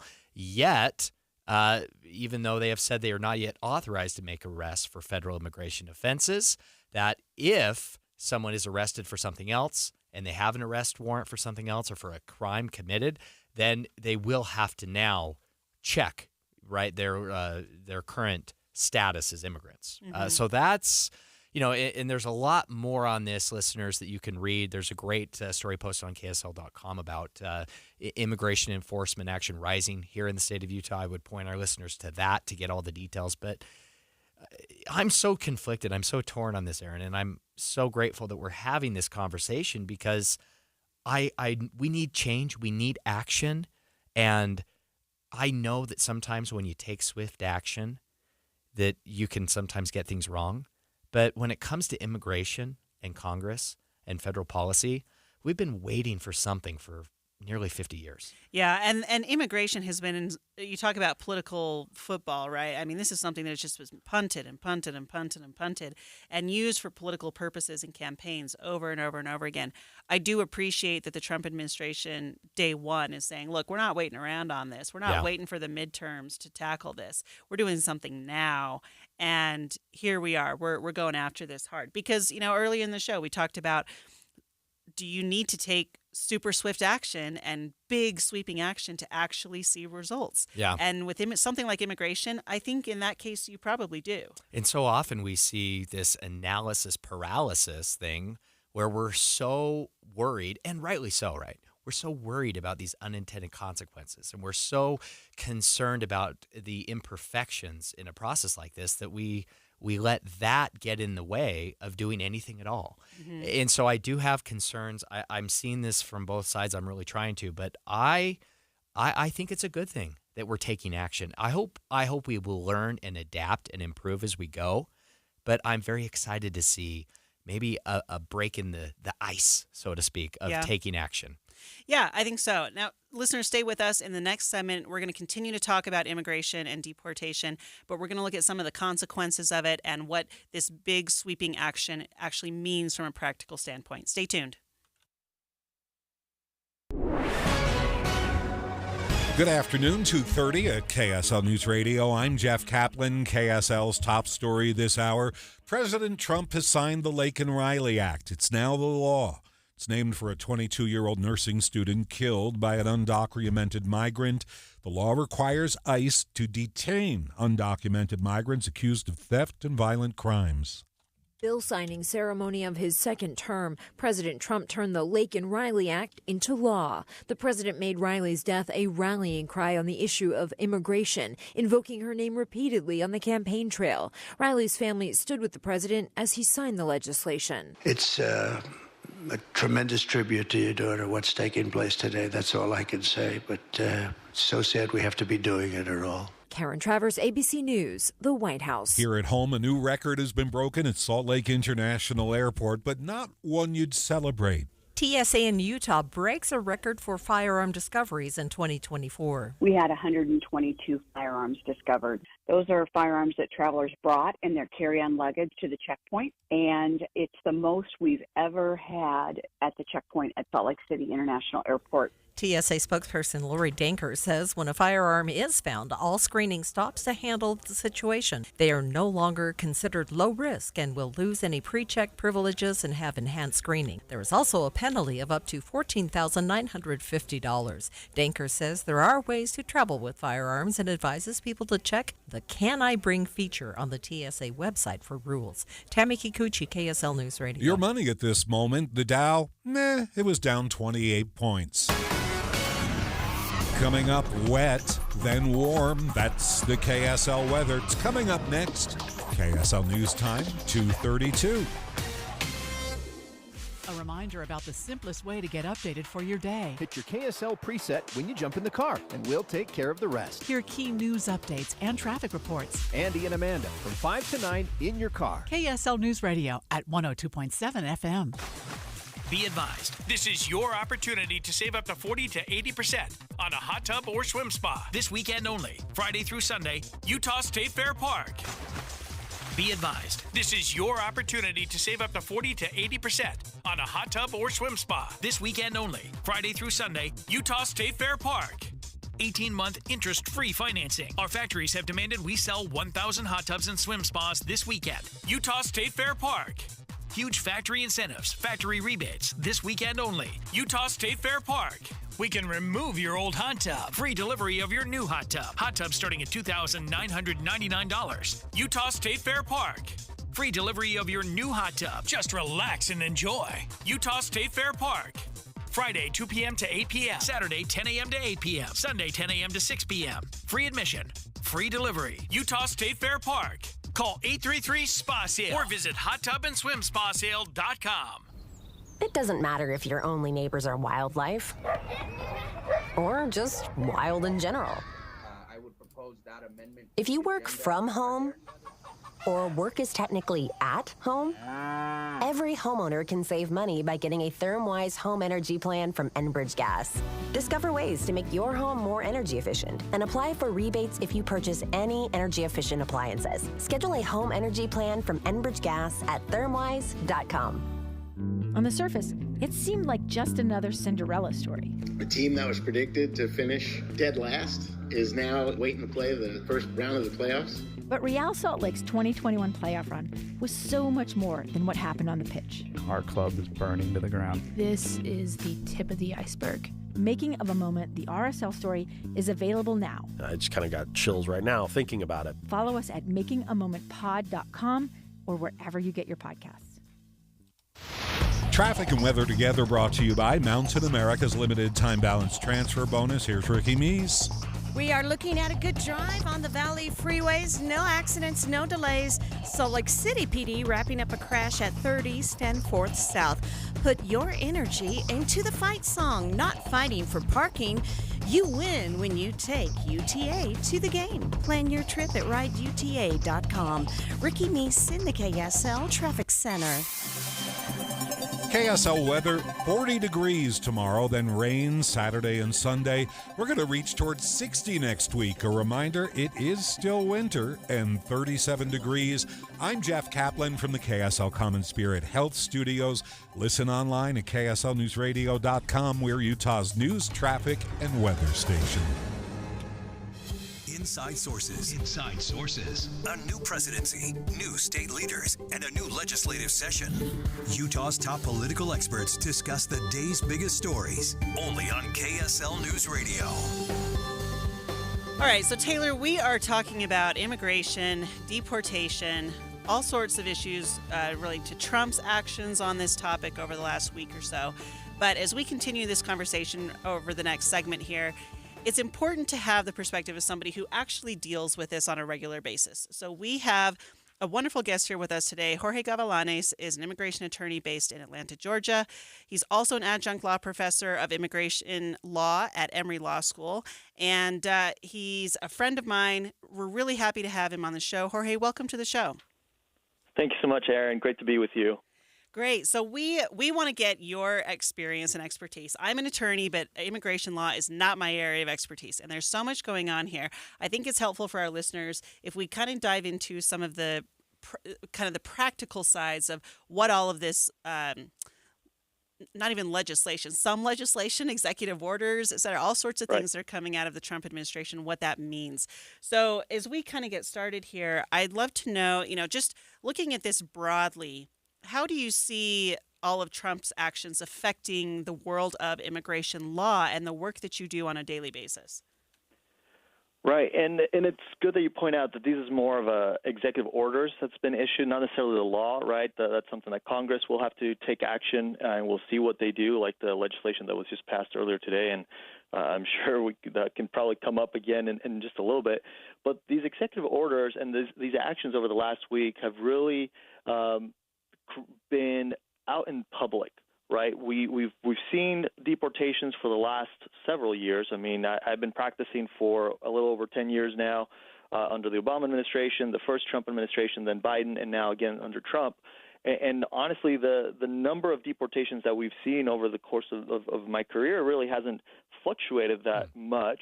It's more the approach that's been taken and the rhetoric around it that's created some of this fear and apprehension from everyone, not just those who are in the country undocumented, but even those who have lawful permanent resident status or temporary protected status or even U.S. citizens. Just earlier today, I got a call from a naturalized U.S. citizen asking me if it was okay for her to travel to Mexico.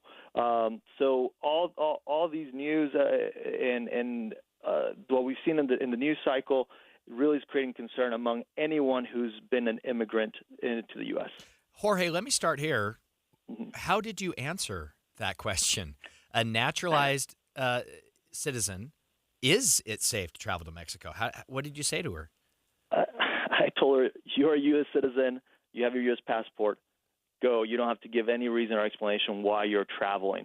But she's not alone, and I think I just heard a little bit ago mentioning some of the concern, even with those of Native American descent, who are concerned that they may be mistaken of being in the United States without status and having to carry documentation. Yeah. So I think it's the issue is that now they're creating distinctions, not just because of the documents that they have, because now they're concerned because of the appearance that they may be someone without proper documentation, and that's a real concern, right? I don't think we want to create second-class citizens. Yes. And so it was really disappointing, but not surprising to get this question from this person today. Yeah. So one of the things that we've seen over the last, 24 hours here, Homeland Security Secretary Kristi Noem said, I guess this morning, that the Trump administration has revoked a decision that would have protected roughly 600,000 people from Venezuela from deportation. I think this is one of those areas where we see, additional action being taken by some of these agencies based on what Trump is trying to do. Curious, how does this affect people like those who have had protection under Biden's administration, particularly those from Venezuela, who are now looking at this saying, oh, never mind, that protection has been revoked? What does that look like for those folks? Right. So it's a lot of uncertainty, because now what would happen is these individuals, when they're encountered by ICE, upon their temporary protected status expiring, they will now have no other relief, potentially. That's something that would have to be addressed in the future with an immigration attorney in each individual case. But if they have no other relief, they may be at risk of being removed. And TPS is really an interesting area. This is the temporary protected status. Sorry, we use a lot of acronyms in immigration law. So TPS has been around since 1990, when Congress created this program and gave power to the Attorney General of the United States to issue this humanitarian protection based on the needs on the countries around the world.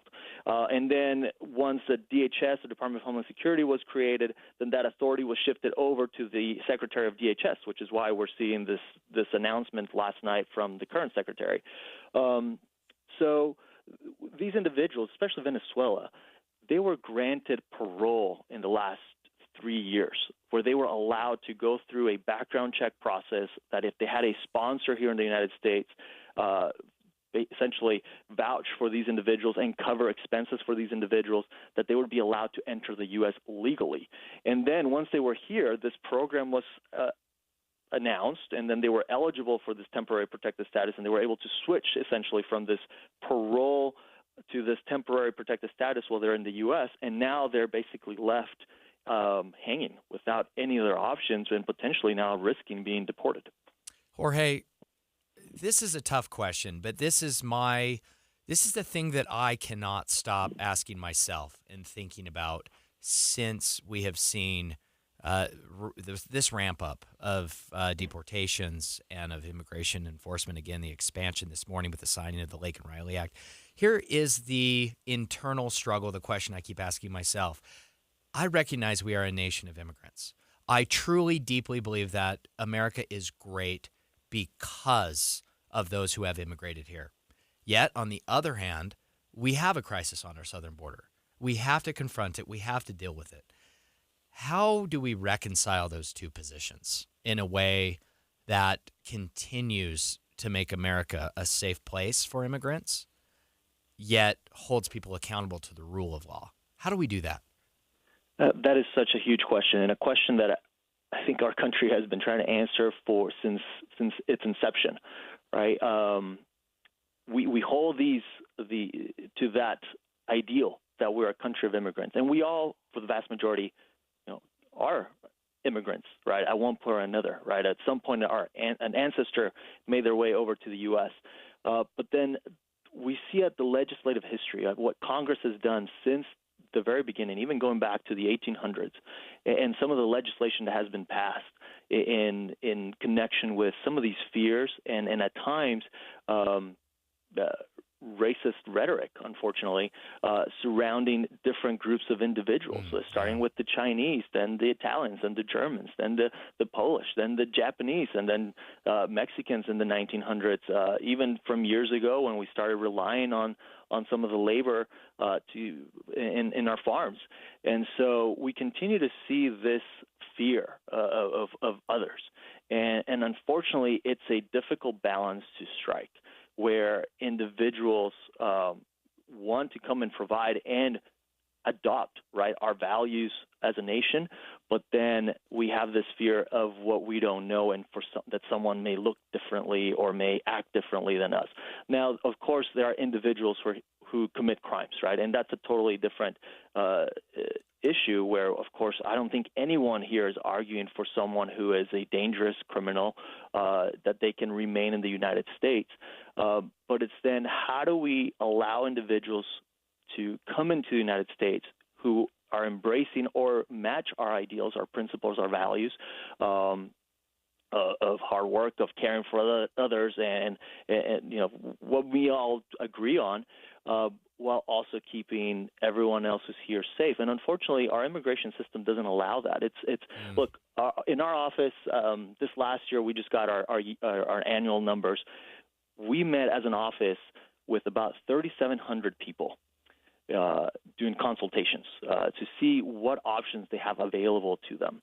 And of those 3,700 people, I would say on average, we can help 30% of them, because there's no other path for the remaining 70%.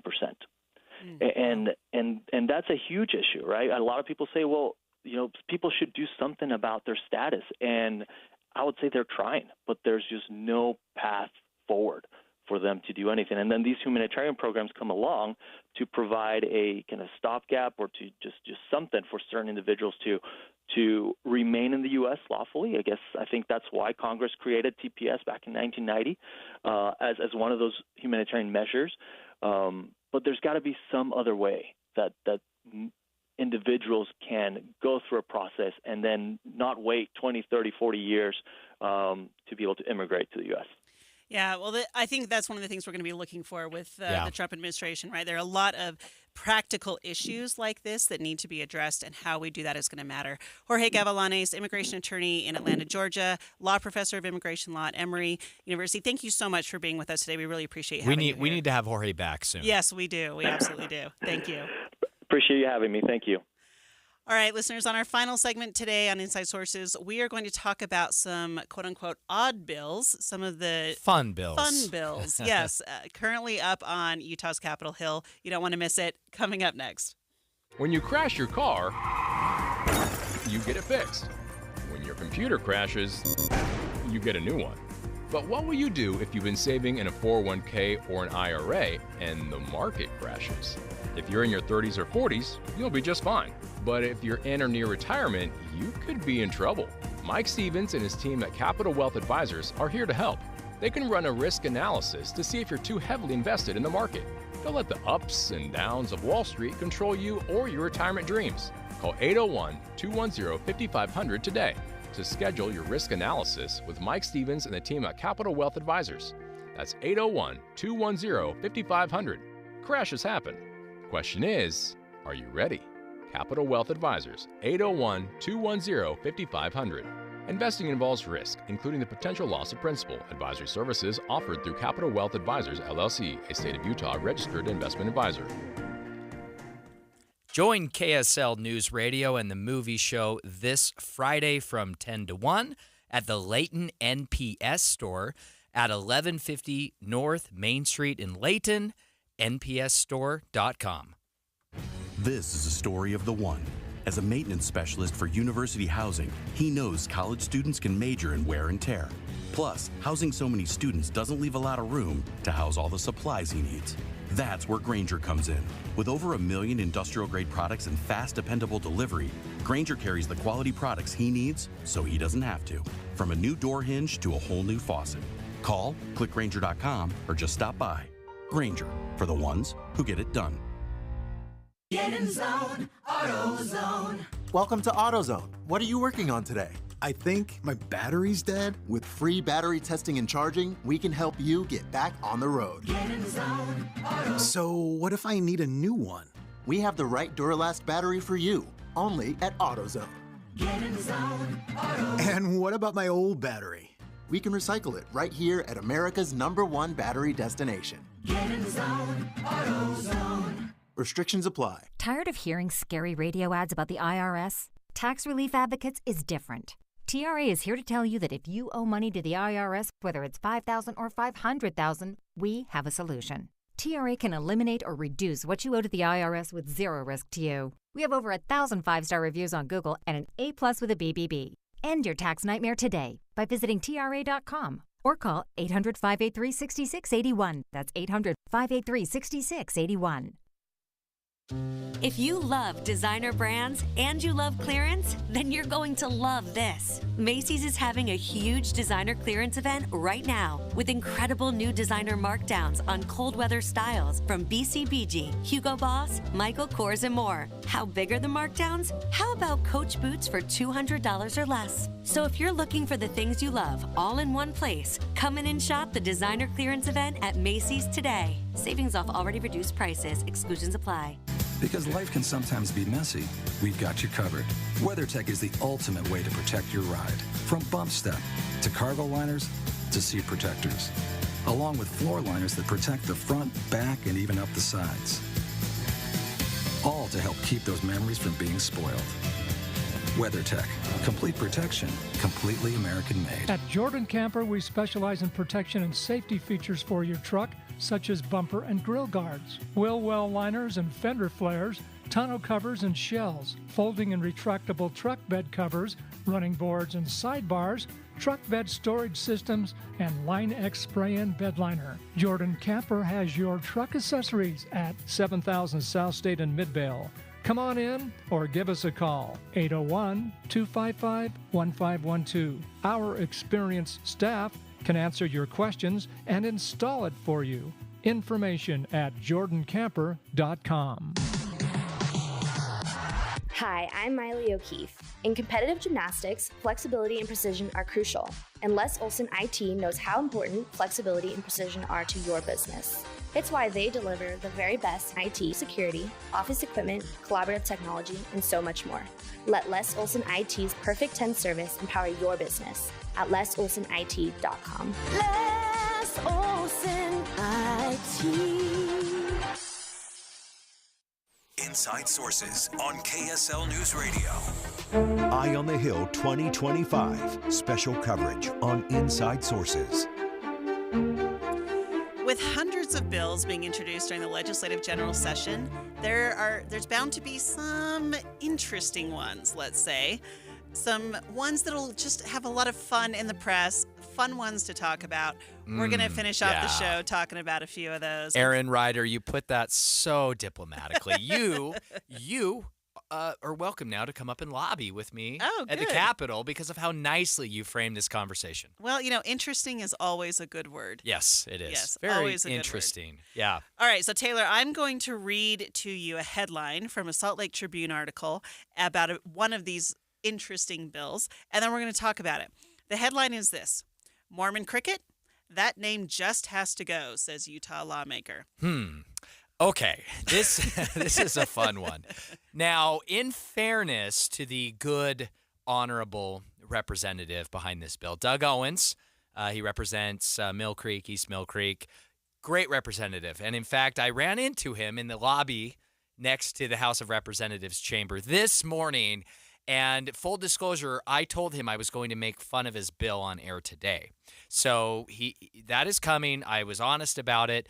He has good intentions here, Aaron. We often see this happen. Now, I'm not defending the bill. Let's put it that way, but it's fun to talk about. Every year at the legislature, we often see lawmakers champion efforts to rename this or designate that, whether it's the state's official bird or tree or flower or we got plant a new flag. or insect. We have a new flag. That might have been a little more consequential. I wouldn't lump that into the same group here. But this is not something new. But there's some interesting maybe social, cultural connections to be made here when we're talking about the Mormon cricket. Well, I mean, let's talk about what the issue is. The issue is that the Church of Jesus Christ of Latter-day Saints has been pretty vocal about the fact that the name of the Church of Jesus Christ of Latter-day Saints, is the correct designation. Right. And that the use of the word Mormon in designation is no longer accurate or desired, right? And so now we have this bug, the Mormon cricket, who is caught in the crosshairs of whether or what not did we the should Mormon be cricket do to get this fight, Aaron? What? You know, listeners, if you have a chance, go read this Salt Lake Tribune article because it's really just fun. There's a line in here that says, well, for one, you know, when they talk about what's wrong with the current name, the flightless bug known for its voracious appetite is not actually a cricket, but rather a shield-backed katydid. I mean, I don't know, Taylor. Should we be spending time on this? What do we do with this? And what do we change it to? Well, again, in fairness to the good Representative Doug Owens, who is sponsoring this bill, when I ran into him earlier today, he did attempt to point out that his bill is not nearly as silly as the Salt Lake Tribune makes it out to be in this article, that there actually is a good intention here, and this is something that has been in the works for years. It is not brand new. And it is not solely in response to the relatively new position of the Church of Jesus Christ of Latter-day Saints, kind of asserting the importance, and rightly so, of using its full name. This is something that the lawmakers have looked at doing for a while to try to attach a more technical, scientific name and designation to the historically famous Mormon cricket. So anytime you have a superficial, silly bill, Aaron, odds are that there's probably something serious behind it. I think that is the case with this bill. However, Representative Owens, that doesn't mean we can't make fun of it on air. That's true. And to give our legislators credit, they usually, with all the time that they spend and all the bills that they're passing, they're usually trying to spend time on bills that matter, right? Yeah, and there is a serious justification for this bill, and that's, again, why it is seeing the light of day up on the Hill. Because, Aaron, as you started this segment by pointing out, there are hundreds of bills every session. Time is very limited. And listeners, despite what it is easy to think, lawmakers are not trying to sneak stuff through or really run things by us. There's timing. They have to be drafted. There's often last-minute changes and public input. A lot of times lawmakers don't know that stuff is out until it's out. Mm-hmm. So. Yeah. Well, shifting slightly, we're going to talk about another bill, actually also by Representative Doug Owens. This one, however, is a bill that would protect child actors and kids who are featured in their parents' social media content. Yeah. So this is an interesting one. The point of the bill is that it sets aside a portion of the income that the parents make into a trust for the kids. Yeah. This, again, on the surface, the title of the bill is Child Actors Amendments, Aaron. And so if you don't dive a little bit deeper and get behind just the bill title or just the headlines about it, you may think that this is kind of ridiculous or silly again, but it is not. There's a real good reason behind this bill. In fact, Representative Owens joined Dave and Dujanovic earlier today and talked about the bill in some detail. What we're trying to be concerned with this bill is the situation where the family is making a lot of money. It is a major financial enterprise for the family. The kids' lives are upended to produce content for the parents, and they get to be adults, and parents have made a lot of money and don't have anything to share with the kids. So, Taylor, let me ask you this question. You've got kids. I follow you on social media. Yeah. I think there's been discussion for a long time about whether or not parents should even have their kids on social media.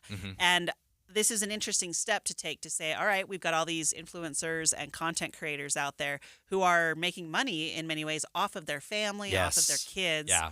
And now we want to make sure that the kids get some of that money. I mean, what do you think about this? Well, I think it is entirely justified. It's a real thing. And if you've listened to Jeff Kaplan's Minute of News over the last day or so, you have learned that Utah is, in fact, a hotbed for social media influencers. We have more social media influencers here in Utah per capita than many other places. And there are a number of Utah parents that are making real dollars, Aaron, tens of thousands, hundreds of thousands of dollars in some instances on social media influencing. That includes their children. So again, I don't necessarily think that government should have a hand in everything and in solving every problem. I would tend to want to defer to the parents. But, you know, I like the idea of giving these kids, when they become adults, some access to the benefits of this content. That's really interesting because the kids really, in many ways, don't often have a choice, especially if they're young kids, right? Right. I find myself a little bit conflicted about this one. It feels like as a Republican, there's a part of me that says, no, let parents do what they're going to do. Aaron, when was the last time you sat down and thumbed through your scrapbook of your childhood? I guarantee you there's some embarrassing content in there. Oh, that for sure. If that was posted on the internet for everybody to see, you might want your parents to take it down when when you turn 18. For sure. Because I'll tell you what, I've gone through my scrapbooks. I love my parents. And Mom, I know you're listening, and I love you, and I don't blame you. It's always Dad's fault. But there's some stuff in the scrapbook that may not have – we shouldn't have taken pictures of that, right? Yeah, so Taylor Morgan ever runs for office. We know where to go, right? I'm burning the scrapbooks, okay? Sorry, Mom. Yeah, I don't know. It's interesting to me, right? Do you force parents to do this when we don't really force them to do that in any other capacity, or do you I don't know. It'll be interesting. Do you think this bill's gonna make it? I don't know, Aaron. That is a great question. I know that there's a lot of feedback on both sides of this. Again, we're talking about some fun bills here. This is one I have my eye on in a very serious way. Well, thank you so much for listening to Inside Sources today. Tomorrow, you'll join me, Aaron Ryder, again with guest host Jason Perry from the Hinckley Institute from 1 to 3 p.m. And next up, Jeff Kaplan's Afternoon News.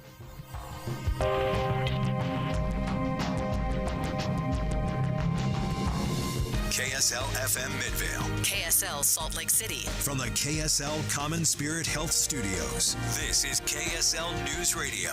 Utah's news, traffic, and weather station. Good afternoon, 3 o'clock at KSL News Radio. I'm Jeff Kaplan. We're at 37 degrees. KSL's top story. Utah immigration lawyers say they're overwhelmed. Since the inauguration, they've been fielding calls from asylum seekers. They've been providing support to refugees, and it's been exhausting. KSL News Radio's Eric Cabrera live with the story. Eric? Jeff, Norman McKellar, president and attorney with the Refugee Justice League, said that amid fears from refugees about losing their status, he hopes the community will recognize that these individuals have undergone a thorough vetting process and rightfully deserve to be here. There is a difference between those who perhaps did not come in through organized or sanctioned ways and those who literally did the exact opposite and dotted every I, crossed every T. McKellar also recalled that during President Trump's first term, refugees here they represented faced questioning by federal agents. And like then, they're offering free legal support to any refugees in Utah who need it. Reporting live, Eric Cabrera, KSL News Radio. Thanks, Eric. As they sit in prison, Ruby Franke and Jody Hildebrandt are now facing a multi-million-dollar federal lawsuit. The suit charges they committed fraud by promoting child abuse for profit on their YouTube channel. Franke and Hildebrandt are each doing 1 to 15 years for abusing Franke's children. The Laken Riley immigration bill is now the law. Maria Chaleos is live at the KSL National News Desk. Jeff, it's President Trump's first bill to sign into law in his second term. The Laken Riley Act allows federal law enforcement to detain undocumented immigrants immediately if they're charged with a crime. Laken Riley's mother, Allison Phillips, was there for the signing. There's no amount of change that will ever bring back our precious Laken, our hope moving forward. is that her life saves lives. Lakin was killed by an undocumented immigrant who had a criminal record. Critics say the law goes too far and will cost too much. During the bill signing, President Trump said he's also authorizing the use of the Guantanamo Bay detention facility in Cuba for undocumented immigrants. We have 30,000 beds in Guantanamo to detain the worst criminal illegal aliens threatening the American people. Some of them are so bad we don't even trust the countries to hold them. Critics say the Guantanamo facility has been rife with subpar conditions. Interest rates aren't going anywhere anytime soon. The Federal Reserve has decided against another cut in the main interest rate that it charges banks. Chair Jerome Powell says while the inflation remains elevated, the economy is expanding at a solid pace. Inflation has eased significantly over the past 2 years, but remains somewhat elevated relative to our 2% longer-run goal. The Fed's current benchmark interest rate will stay in the range of 4.25% to 4.5%. Live from the KSL National News Desk, I'm Maria Chaleos, KSL News Radio. State lawmakers are considering changes to make schools safer.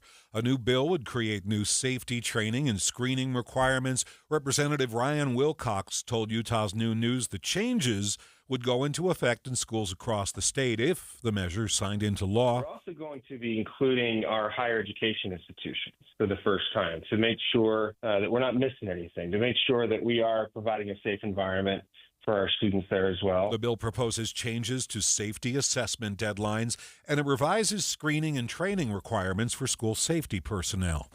A record was broken at Salt Lake International Airport, and not in a good way. TSA in Utah breaks a record for firearm discoveries in 2024. We had 122 firearms discovered. Those are firearms that travelers brought in their carry-on luggage to the checkpoint, and it's the most we've ever had at the checkpoint at Salt Lake City International Airport. TSA spokesperson Lori Danker says when a firearm is found, all screening stops to handle the situation. They are no longer considered low risk and will lose any pre-check privileges and have enhanced screening. There is also a penalty of up to $14,950. Danker says there are ways to travel with firearms and advises people to check the Can I Bring feature on the TSA website for rules. Tammy Kikuchi, KSL News Radio. So remember that space capsule that landed in the West Desert here in Utah last year? Well, scientists have revealed what they've learned about the beginning of life in the solar system. KSL News Radio's Alexandria Bonilla searching for signs of life here. The OSIRIS-REx capsule was sent to space to collect samples from the ancient asteroid Bennu. What scientists found